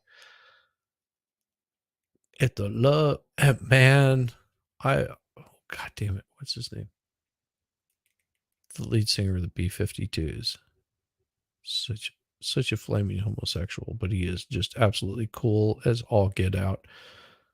I got a chance to meet him, and he was having a hard time because he'd been doing a bunch of touring, and so his voice was all shot to hell. And he came into a tent where all of the, like, because usually we'll have some sort of food set up, just like wanting to get some like hot water and have a lemon sliced up in it, like a tea. And I was like, I don't have a knife. So God damn it, I can't think of his name.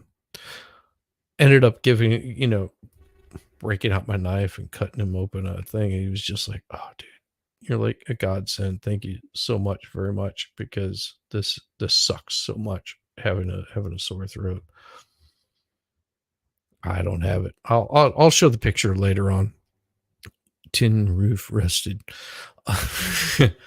Most wars are over religion. No, you would never fight over religion. Religion, why would you ever do such a thing? Fighting over religion is horrible. It's funny because in certain light, this dude looks like my younger brother. So weird. So weird. There's it struck in mine too. Damn it. I have a hard time remembering names. I'm so horrible with this.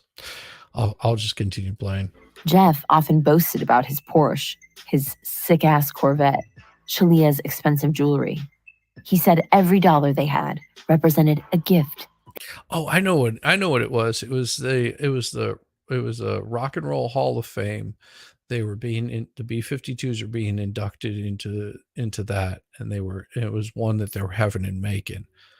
It was B-52s were headlining for that, and there was a bunch of other people that were there. It was a long show. It was fun.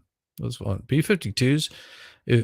I don't know if they're doing anything anymore. That was probably at least 15 years ago. No, at least 20 years ago. Yeah. If you ever get a chance to see B-52s, definitely recommend it. Those ladies are awesome. They had given to others, and they were eager to keep the cash flowing. Jeff, he had like lots of like sales meetings where he was telling people, don't get off the call. If the person says, I'll think about it, he goes, you'll never hear from them again. If you don't sell in those 20 minutes, you're not going to sell to them ever. He wanted us to sell at least $60,000 worth of product a month. And rarely did we ever meet that quota. Jeff wasn't shy about letting the volunteers know when they didn't deliver. Our income sucks because our salespeople are looking to me to toss out more bread and make them rich. But y'all been poor as fuck for a long ass time. When will our team decide to actually be wealthy and handle their own wealth? When will the starvation hurt you so much that you act? Because the gold I placed before you clearly doesn't glitter enough to be motivated to go after it for yourself. Damn. Wow. They're just calling themselves out. They're not even subtle about it. Like, bitches, go earn. Bitches, go make me money. Never thought about it before. HAL 9000 is right in a huge way. They are a terrorist organization as well. No, why would anybody ever be like that? No. All religions are wonderful and great. They're peace-loving, and they care about their fellow man. The work was hard, but Angie was good at it, and she soon rose through the ranks. I was one of the top 3 sellers. Then, Angie was made the head of the entire sales department. It was like 24 hours around the clock. My phone was always going off.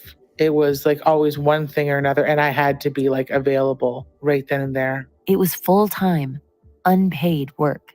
But for Angie, performing well, selling classes and coaching sessions was so much more than a job. Her whole life had come to revolve around the Twin Flames universe. And she saw it as a chance to prove herself to Jeff and Shaleia, to prove that she was worthy of finding true love. I just found ways to like show my value, I guess. I was afraid of losing the group because I had gone to this really dark place while I was grieving Ron's marriage, that I could feel myself slipping away. And I said, oh, I'm going to vibrate out of the whole school.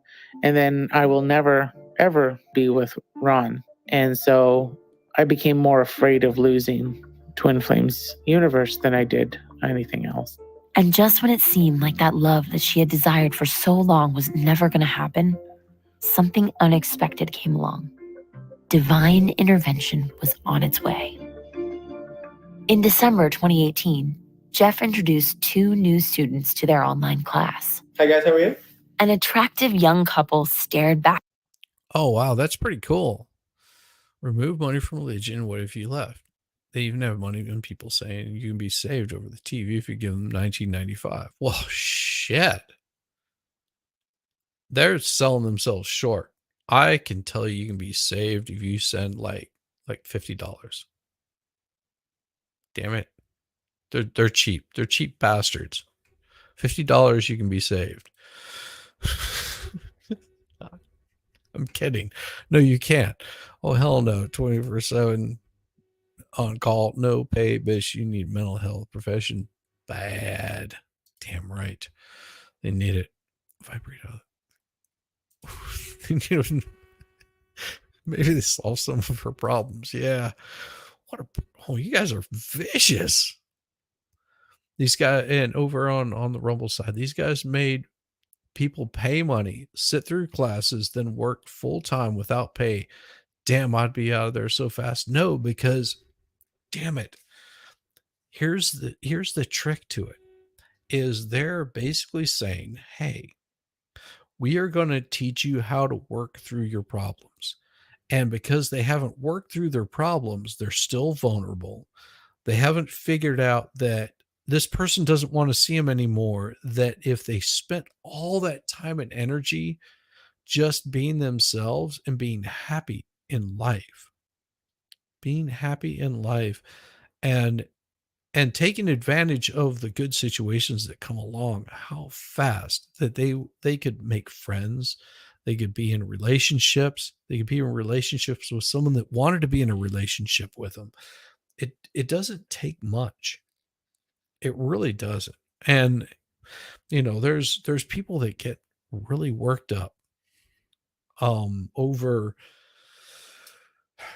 that what is it, swipe left, swipe right bullshit, where they're on the internet because that's what they're taught that they need to do to connect with people. All those dating apps were coming out about the time that I met my wife, and I met her, and I wasn't looking for somebody. I mean, has it been a great relationship? No, we have our rocky points, but all in all, it's pretty damn awesome. I've been with this. I have known my wife 20 years, and we've been together 20 of those years. I mean, it's a weird situation. I mean, and not what worked for us is going to work for everybody else. It's a I don't know. I can't put it into words how you have so many opportunities of meeting people. You just have to be out there.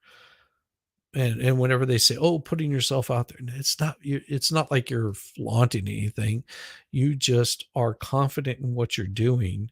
And whenever it comes along, or it doesn't come along. I was prepared to spend the rest of my life as single. I was just like, oh yeah, I'm going to be single for the rest of my life. There ain't nobody that's going to tolerate my weird ass bullshit or the craziness that I am. And along comes somebody that was just like, nope, that's my guy. And I ended up marrying her. It's weird. It wasn't that she was stalking me. Well, maybe a little bit. But she was making herself available to me. And if I would have turned her down at any step of the way, her being the kind of person that she is, she would have said, okay, and moved on. Like, I can see where I'm not wanted. I will see you bye. But it didn't work out that way. That's when you meet someone, is when you're not looking. Don't know what it is, but that's how it is. It's because you're exuding self-confidence. Self-confidence is so attractive to either sex. A self-confident woman, men are attracted to them because they're just confident in who they are. They take care of themselves. They look attractive, because there's this air of I'm happy in my own skin. And yeah, you met your husband on Tinder. Nothing wrong with that. But if that becomes the norm for the next generation coming up, I feel sorry for the next generation coming up. Because are you really getting to know somebody, or are you getting to know an image of what that person wants you to perceive them to be? It's one of those where you realize that women actually take a dump also, that they fart. It's the nasty parts of people where you're just like, oh my God, that came out of you. That kind of stuff where you're just like, yeah, and I actually still am married to you. We do not. Shame on you. We do not. Whenever you can tolerate the other person to that level where you're just like, oh my God, your morning breath smells like you just like ate out of the dog dish. And I'm speaking for myself, that they still go and just go brush your teeth and then we'll make out, kind of thing. It's wonderful. When men run away screaming into the night and children weep. God. From the time girls are out of diapers till we die. Yeah, okay, Eris. Sure. I'll let the guys believe that. The normal way too, but San Diego is full of douche nozzles, and we've had to outsource to find some quality. Yeah. I love you, Haley. It's so perfect. That is so perfect. Back into the camera. A woman in her 20s with red curly hair and a square-jawed man, their heads pushed together, sharing one pair of earbuds. Keely Griffin had only started watching Jeff and Shaleia's videos a few months earlier, but she'd had a meteoric rise through the group. For one thing, she already had her twin flame, the guy next to her. But today, Jeff had even bigger news. You have something everyone in this room and everyone watching this wants. You have something everyone in this world desires. Together, they had achieved harmonious union, the highest level of the twin flame's journey. Keely's twin flame, by the way, didn't want to talk to us for this series. Happy Harmonious Union Day to you all. So, if everyone could unmute themselves and give a round of applause. Angie watched the class in amazement. Anybody who achieved harmonious union was kind of seen as a rock star. There was more. Jeff explained that being in harmonious union gave Keely special abilities. Keely, do you feel the call in the hearts of all to give this to others? Yes. Could you keep it for yourself? No. It's only yours when offered, to all. Do you lose anything in doing this? No. Does this take from your harmonious union in any way? No. No. Does it expand the peace that is your harmonious union? Yes, absolutely. Please teach my students. Keely, there are people waiting to be helped. Will you help them? Yes.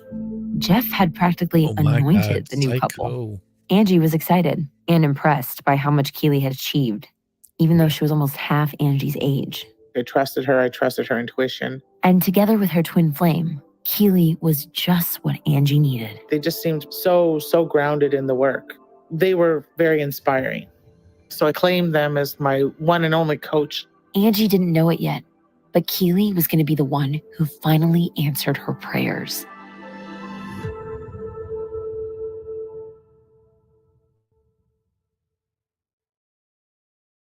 Hey, it's Stephanie, your host here on Twin Flames. When Article showed up as a sponsor on our show, I got so excited because I was already a customer.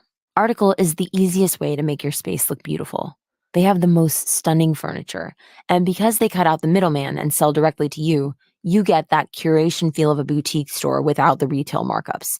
Oh, and the convenience of being able to shop online. Article's team of designers focuses on beautifully crafted pieces, quality materials, and durable construction. Their pieces are inspired by a variety of modern design aesthetics, like mid-century, Scandinavian, industrial, and bohemian. This is one of the best things about Article. Fast, affordable shipping is available across the I'm US and so sorry Canada, about that. and it's free. I had to get up for a second. Discount will be automatically applied and Don't care. really quickly became a force inside. Wow, holy shit. Sorry about Like the Sorry about that. Keely Griffin's entry into Twin Flames universe began a lot. Oh, Haley, that would be hilarious if he started speaking in embryonic pentameter. Oh my gosh, that would be. It was not intentional. Sorry, Eris. It was that my bladder can only handle so much. Okay, so I had to step away for a minute. Okay, it's okay. Elizabethan. Like everyone else's. She'd been having a tough time with her relationship, found the site, followed Jeff and Shaleia's teachings, and it worked. only like the most dedicated. Get a woman's bladder. Oh my gosh. No. My wife is a freaking camel. She is an absolute camel. We handle years. Oh yeah. No. I swear to God, you want to talk about this right here, okay? Because especially on road trips, like my wife will go for years. Yeah, it's insane. I used to be like that whenever I was younger, and for man, that's just dangerous. It hurts you later on in life. Spiritual people achieve harmonious twin flame union. So when I found out that we had achieved it, I was just kind of in awe. Yes, Stray. Every so often that does happen. Damn it. Yes, it was funny. Women practice holding everything in. I'm not going to respond to that. Like in shock. Wow, holy shit. A feeling of euphoria, elation. I was just kind of high. It was a huge deal. Other members of the community, Angie, for example, hadn't achieved her harmonious union. Keely quickly became a force inside the Twin Flames community.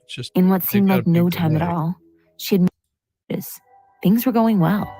And less harmonious union. That's what of Jesus, the support, because that's weird. Need to have doubts. Additional is no one without curation feel of a jawed man. Their heads pushed together, sharing one. Okay, I'm having problems here. Did I lose sound altogether? Maybe.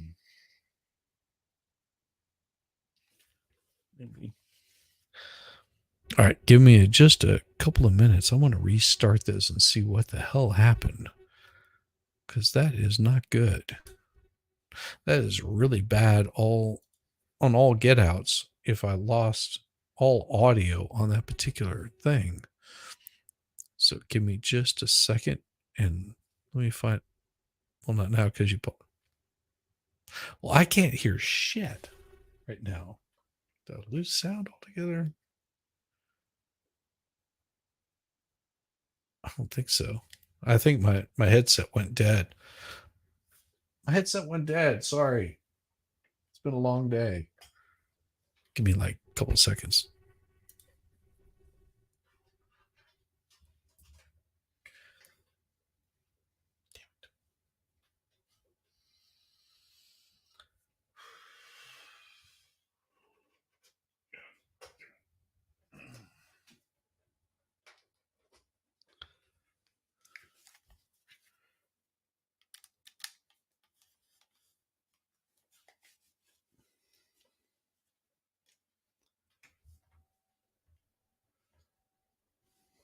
Yeah, my headset went completely dead. Son of a butt.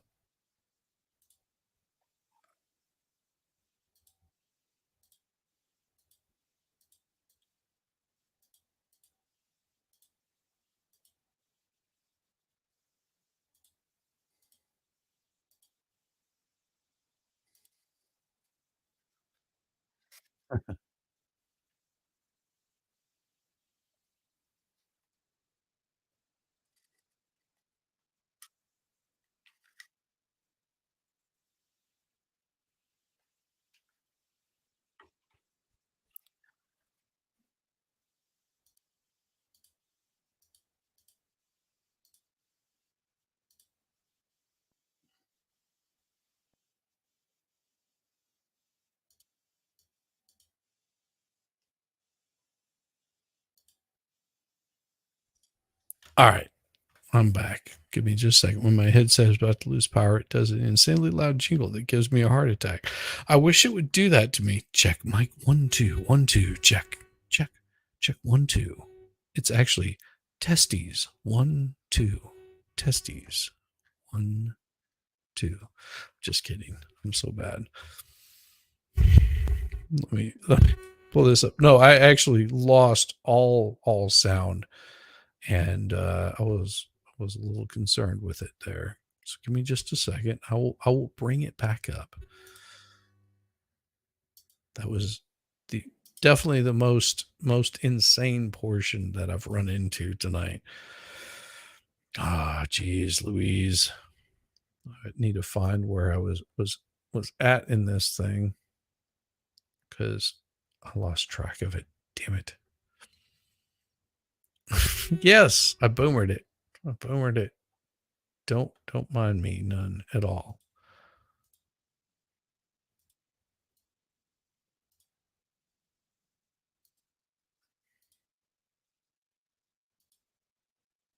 Okay, where are we at here?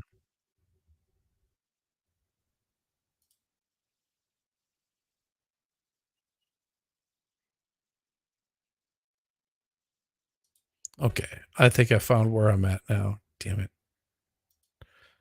To respond to their messages, like on their Facebook page. The mirror exercise. Need to be in union. They appreciated that. Victoria Bonilla had lots in common on her femininity, masculine and feminine. So, out if you need and HR students could then teach Jeff. A group of us who started something called the meme team. They were going out into Facebook groups and they were doing what we called phishing. They created clickbait advertisements, photos of couples embracing at sunset, inspirational quotes, lots of heart. We're sold on. He was now in a relationship. But there was another reason Angie stayed. I lost pretty much all of my friends pretty early on joining the school. It's kind of frowned upon if you hold like relationships outside of the community. So yeah, basically I had my Twin Flames Universe friends. She and I were soul family. We were soul sisters. Victoria Bonilla had lots in common with Angie. When Victoria's twin flame had also gotten married to someone else, Angie reached out to Victoria. She was like, hey, I just want you to know, like my twin. Baby, if your earbuds are dying when I'm putting you to sleep, Yamaha Baker will wake you up the next morning with some weird stuff just randomly spilling out of your phone. He's so naughty. I don't wake You have to tell me put things away. Oh, so she Flame got married just recently, so I know how you feel, and I'm here to help you, like, work things out if you need somebody to hold space for you. The shared experience brought both women closer. And I really appreciated that because I really was just like, it was like the world had turned upside down. Victoria and I were really close. You know, you couldn't meet a nicer person. Yamaha biker is because you are a succubus. Shame on you. By 2018, what had started as some amateur videos from Jeff and Shaleia had grown into something much larger. With the expansion had come more work and more people involved. They had a sales department, and they also began outsourcing some of their teaching work. Something called the meme team. They were going out into Facebook groups and they were doing what we called phishing. They created clickbait advertisements, photos of couples embracing at sunset, inspirational quotes, lots of hearts, and blasted them on social media sites of other spirituality groups. And they would start dropping heard that. Months earlier. But she'd had a meteoric rise through the group.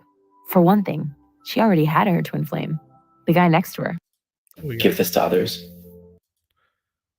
Hey, it's Stephanie, your listeners. Commercial. She'd been having a tough time with her relationship. All right. Found the site, followed Jeff and Shaleia's teachings, and it worked. Only like the most dedicated spiritual people achieve harmonious twin flame union. So when I found out that we had achieved it, I was just kind of in awe, like in shock. Wow, holy shit. A feeling of euphoria, elation. I was just kind of high. It was a huge deal. Other members of the community. No. Now, if you're going to be pushing some buttons, baby, you be pushing them tomorrow, because tomorrow is whenever it gets really good. You want to hear Yamaha at its finest, you come check it out tomorrow, because that's where it gets really spicy, really good. Hey, Rabbit, you have a wonderful evening. It was a pleasure seeing you, and you take care of yourself, sweetheart. We'll see you again soon.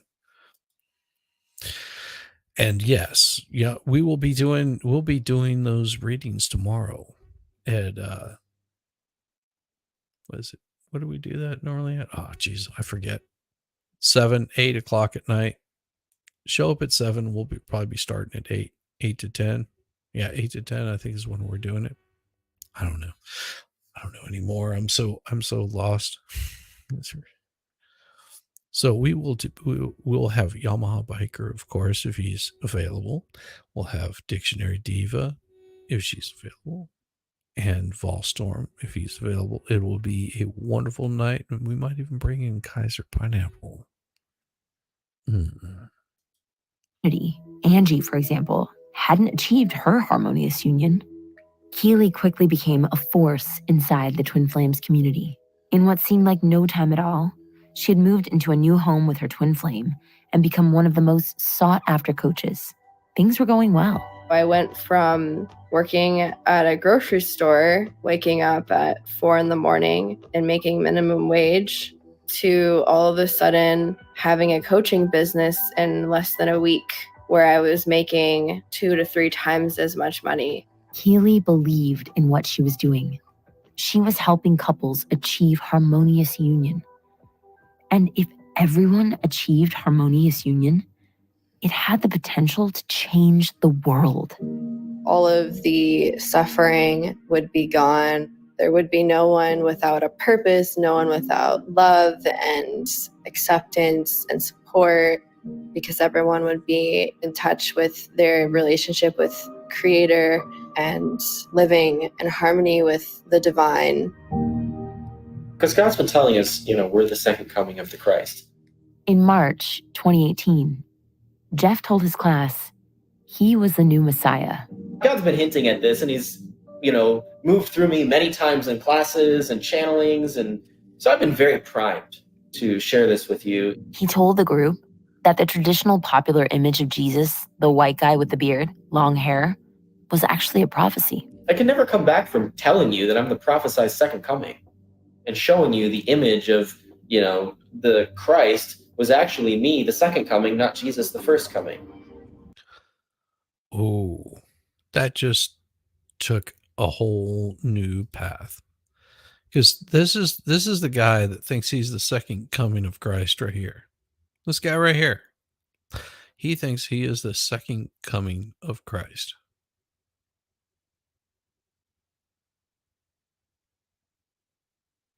Yeah, this is the guy. Uh-huh. What the traditional image of Jesus actually showed was Jeff. And he explained that they were now his disciples. It's the next natural step in our relationship for you to see us, more clearly, and for all of you to reveal yourselves more clearly as being and choosing to be our disciples.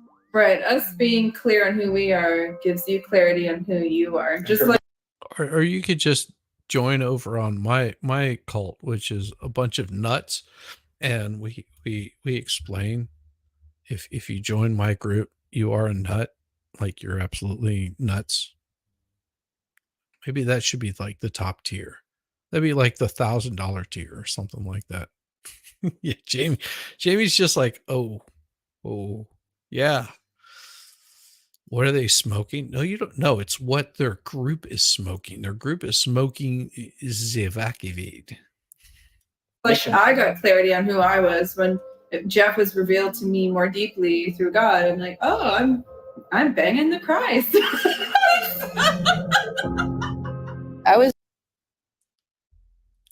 Okay. That just took a weird turn. like really weirded out by the fact that they were going down a more religious route because I thought they were so kind of like anti-religious. Keeley says a few people left or distanced themselves at this point. Because it was such a what the F is going on. Yes, Jamie, we have the best cult because our cult does not require any of your money, time, energy, or effort to be a member of it. Jesus nails trees. Let's find out. Yamaha, you're so bad. You're so bad. I'll take things not to say in bed for 400, Alex. I'm banging the Christ. She's like, nope, not a bit. Kind of moment within the community. But Keeley thought maybe they were creating something different. Maybe they were starting a revolution, a movement rooted in love and poised to change. That is a daily devotion. Yamaha, shame on you. Daily devotion, pants or prison. Always. Daily devotion, you wake up in the morning, pants or prison, and you don't put them on unless you have to go outside. Then you might want to put them on. I mean, if you're wearing shorts, it's okay. But if you're wearing pants, it's probably a good thing, welding might be a good idea. Put those pants on. Just saying, you don't want the undercarriage to get sunburn. Change the world. He would say things like, we're all the Christ. Everyone is the Son of God. Everyone is a divine being, but everyone has a role. Everyone has a place in the kingdom. And Jeff was chosen to be the king. Keeley was inspired. She had found her purpose in life. I felt like I was doing the role that I needed to do in order to help the kingdom of heaven or the new earth. Keeley's role had great responsibility and gifts. She was granted a special privilege. She could identify other people. I have gifts. They're usually really silly and they look funny. I like the exercise, but the cops know it's me, so it's not as fun. They don't chase you anymore. Well, that's because you want them to chase you. You taunt them. Shame on you. People's twin flames. It was called channeling. For me, I didn't sit there and a name popped in. It was never an easy process. I would just be like, is there anyone you could think of that could possibly be your twin flame? And then we would start from there. Once she had a name, she had to check with Jeff and Shaleia for approval. They claimed that only they could because they were the only ones that had that kind of connection with God. But there was a problem. Keeley was doing her best, but there were still many in the group who weren't getting together with their channeled twin flames. There were multiple people in the community They had been in the community for a long time, very dedicated, watching all the classes, doing coaching sessions every week, doing discussion groups, doing it all. But no results, no union, no twin flame, no one around. The channeling just wasn't working. Jeff and Shaleia's followers were beginning to have doubts. If these were messages from God, why were they not coming true? Why were they not achieving union with their twin flames? Then, at the start of 2020, Jeff and Shaleia gave their answer. Some of their followers' pairings weren't real twin flames. They were false twin flames, made to prepare them for their true union. But now, the groundwork was done. They were ready. A new list of true twin flames could... Oh, the false idols come out. Oh my gosh. They were false idols. They were not your true twin flames. be revealed. Shame on them. When Keely saw the list, for not being a true she was twin stunned. flame. This list was a little bit different because this was now having a very different dynamic within the couples. Most of the couples were channeled to be with same-sex individuals. This was a surprise. Jeff and Shaleia had previously taught that pairings occurred between two people of different genders, one embodying the divine masculine, the other the divine feminine. This is where it starts getting weird and freaky. Oh no, this is worse than an escape clause. And this is where it starts getting darker and darker and darker. This is where it comes to the point of self-mutilation. So I hope you're prepared because it gets worse. Two divine masculines or two feminines can't be together, by definition. Is a homosexuality a sin? No, I mean, that's... No! No, it's not! No. That's so silly! Homosexuality doesn't even really exist. If you're really two masculine energies having sex, you're just shaking hands because it's not your twin flame anyway. But there was an important caveat. Those same couples could be twin flames if their bodies weren't the same as their divine gender. I know that this might upset a lot of people and might cause you to freak out, but that's just relax because there's a deeper truth here. And I'm not here to push against anything, but simply to reveal something. And the ultimate truth is if you're a divine masculine, you're a man. You're a guy, you're a dude. And you may have a feminine body, and that's okay. Right. That doesn't mean that that's abomination. This is much worse. I've covered Jamestown. I've actually shown the video of the people as they were being hunted at the very end. That's a very disturbing one. This is much worse. This is a mind fuck right here. the truth of who you are. It means it's an illusion overlaying the truth of who you are. And there was something else. The new list revealed that most of the members' twin flames were already right there, within the twin flames universe. Some had been in classes together for years, doing their spiritual work side by side. A few months after the new twin flames were announced, Angie got a message from Keely, asking me when I was available to meet with her and chat. Angie was nervous. She applied her lipstick, touched up her eye makeup. She arranged her hair, long and styled over her shoulders. I had purchased the Romance Attraction e-course, and so I used that to help, get in touch with my feminine side. She signed on, and there was Keely, who seemed to be even more anxious than she was. I have a channeled message for you from Jeff and Shaleia. She's like, you're being asked to let go of who you believe is your twin flame. That came as no surprise at all. It made sense.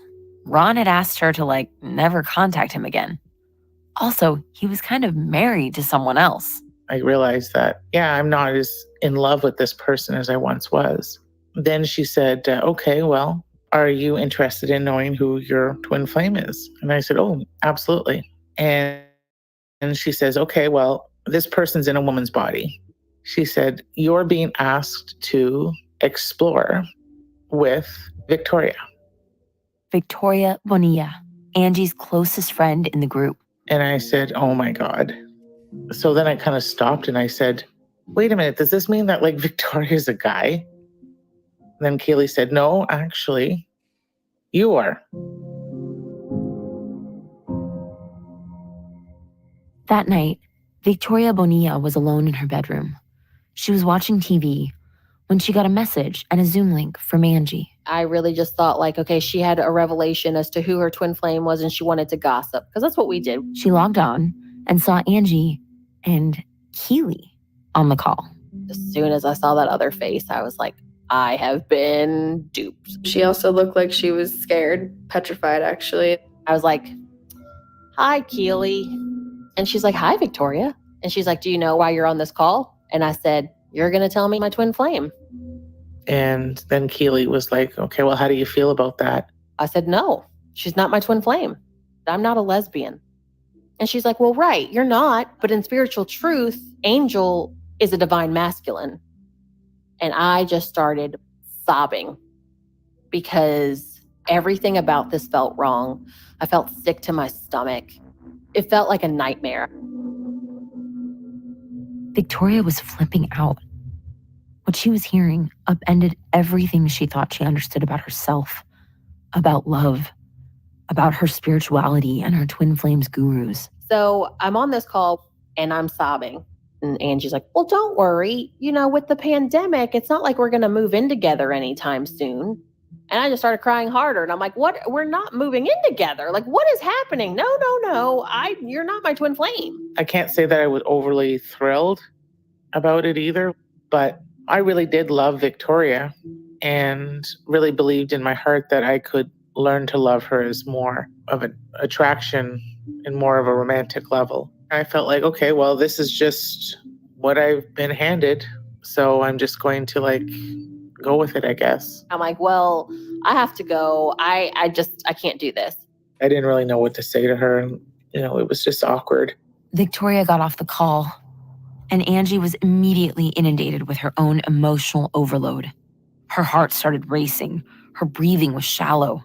Alone in her home, in front of her computer, she found herself in the midst of a panic attack. It was mostly about the whole like masculinity thing and wondering what that was going to look like. And I remember like praying and asking God, then why did you have me go through this for the past 3 years, believing that I was a woman and doing all of these feminine type things? Angie had spent 3 years dedicated to the Twin Flames universe.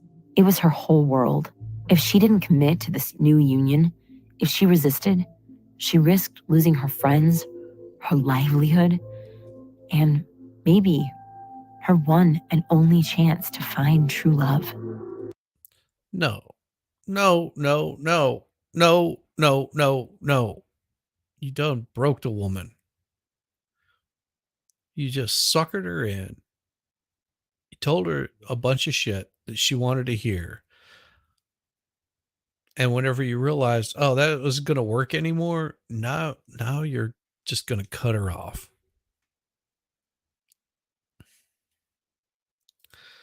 Yes, she was very lonely. Very lonely, very desperate, wanting to make a connection with another human. And she's been making connections with humans the whole time, except these humans were fucking evil, horrible people. She was duped. So she made a decision.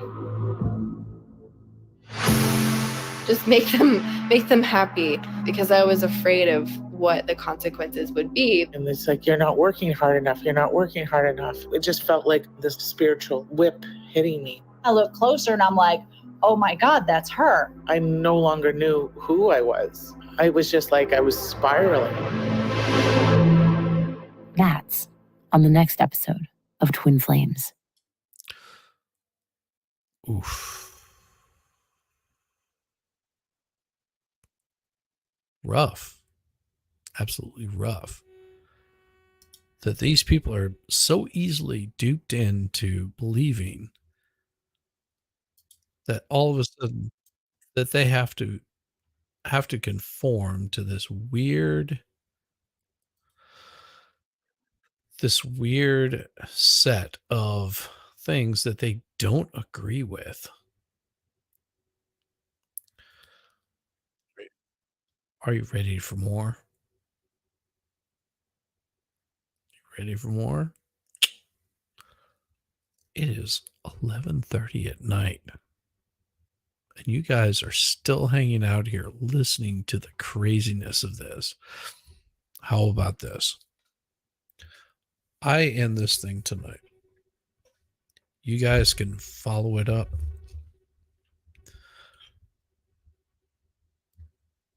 Maybe next weekend. Because this is a pretty dark one. And I may have some people that want to reach out and speak about this because they've been involved in this group, or they've been involved in speaking out against this group.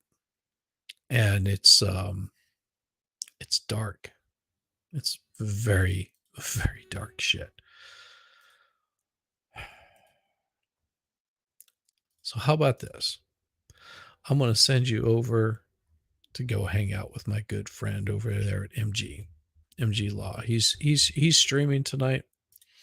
I will put his link up here, and I will send all you folks over there to go hang out with him, and I'll probably be joining him here in a bit.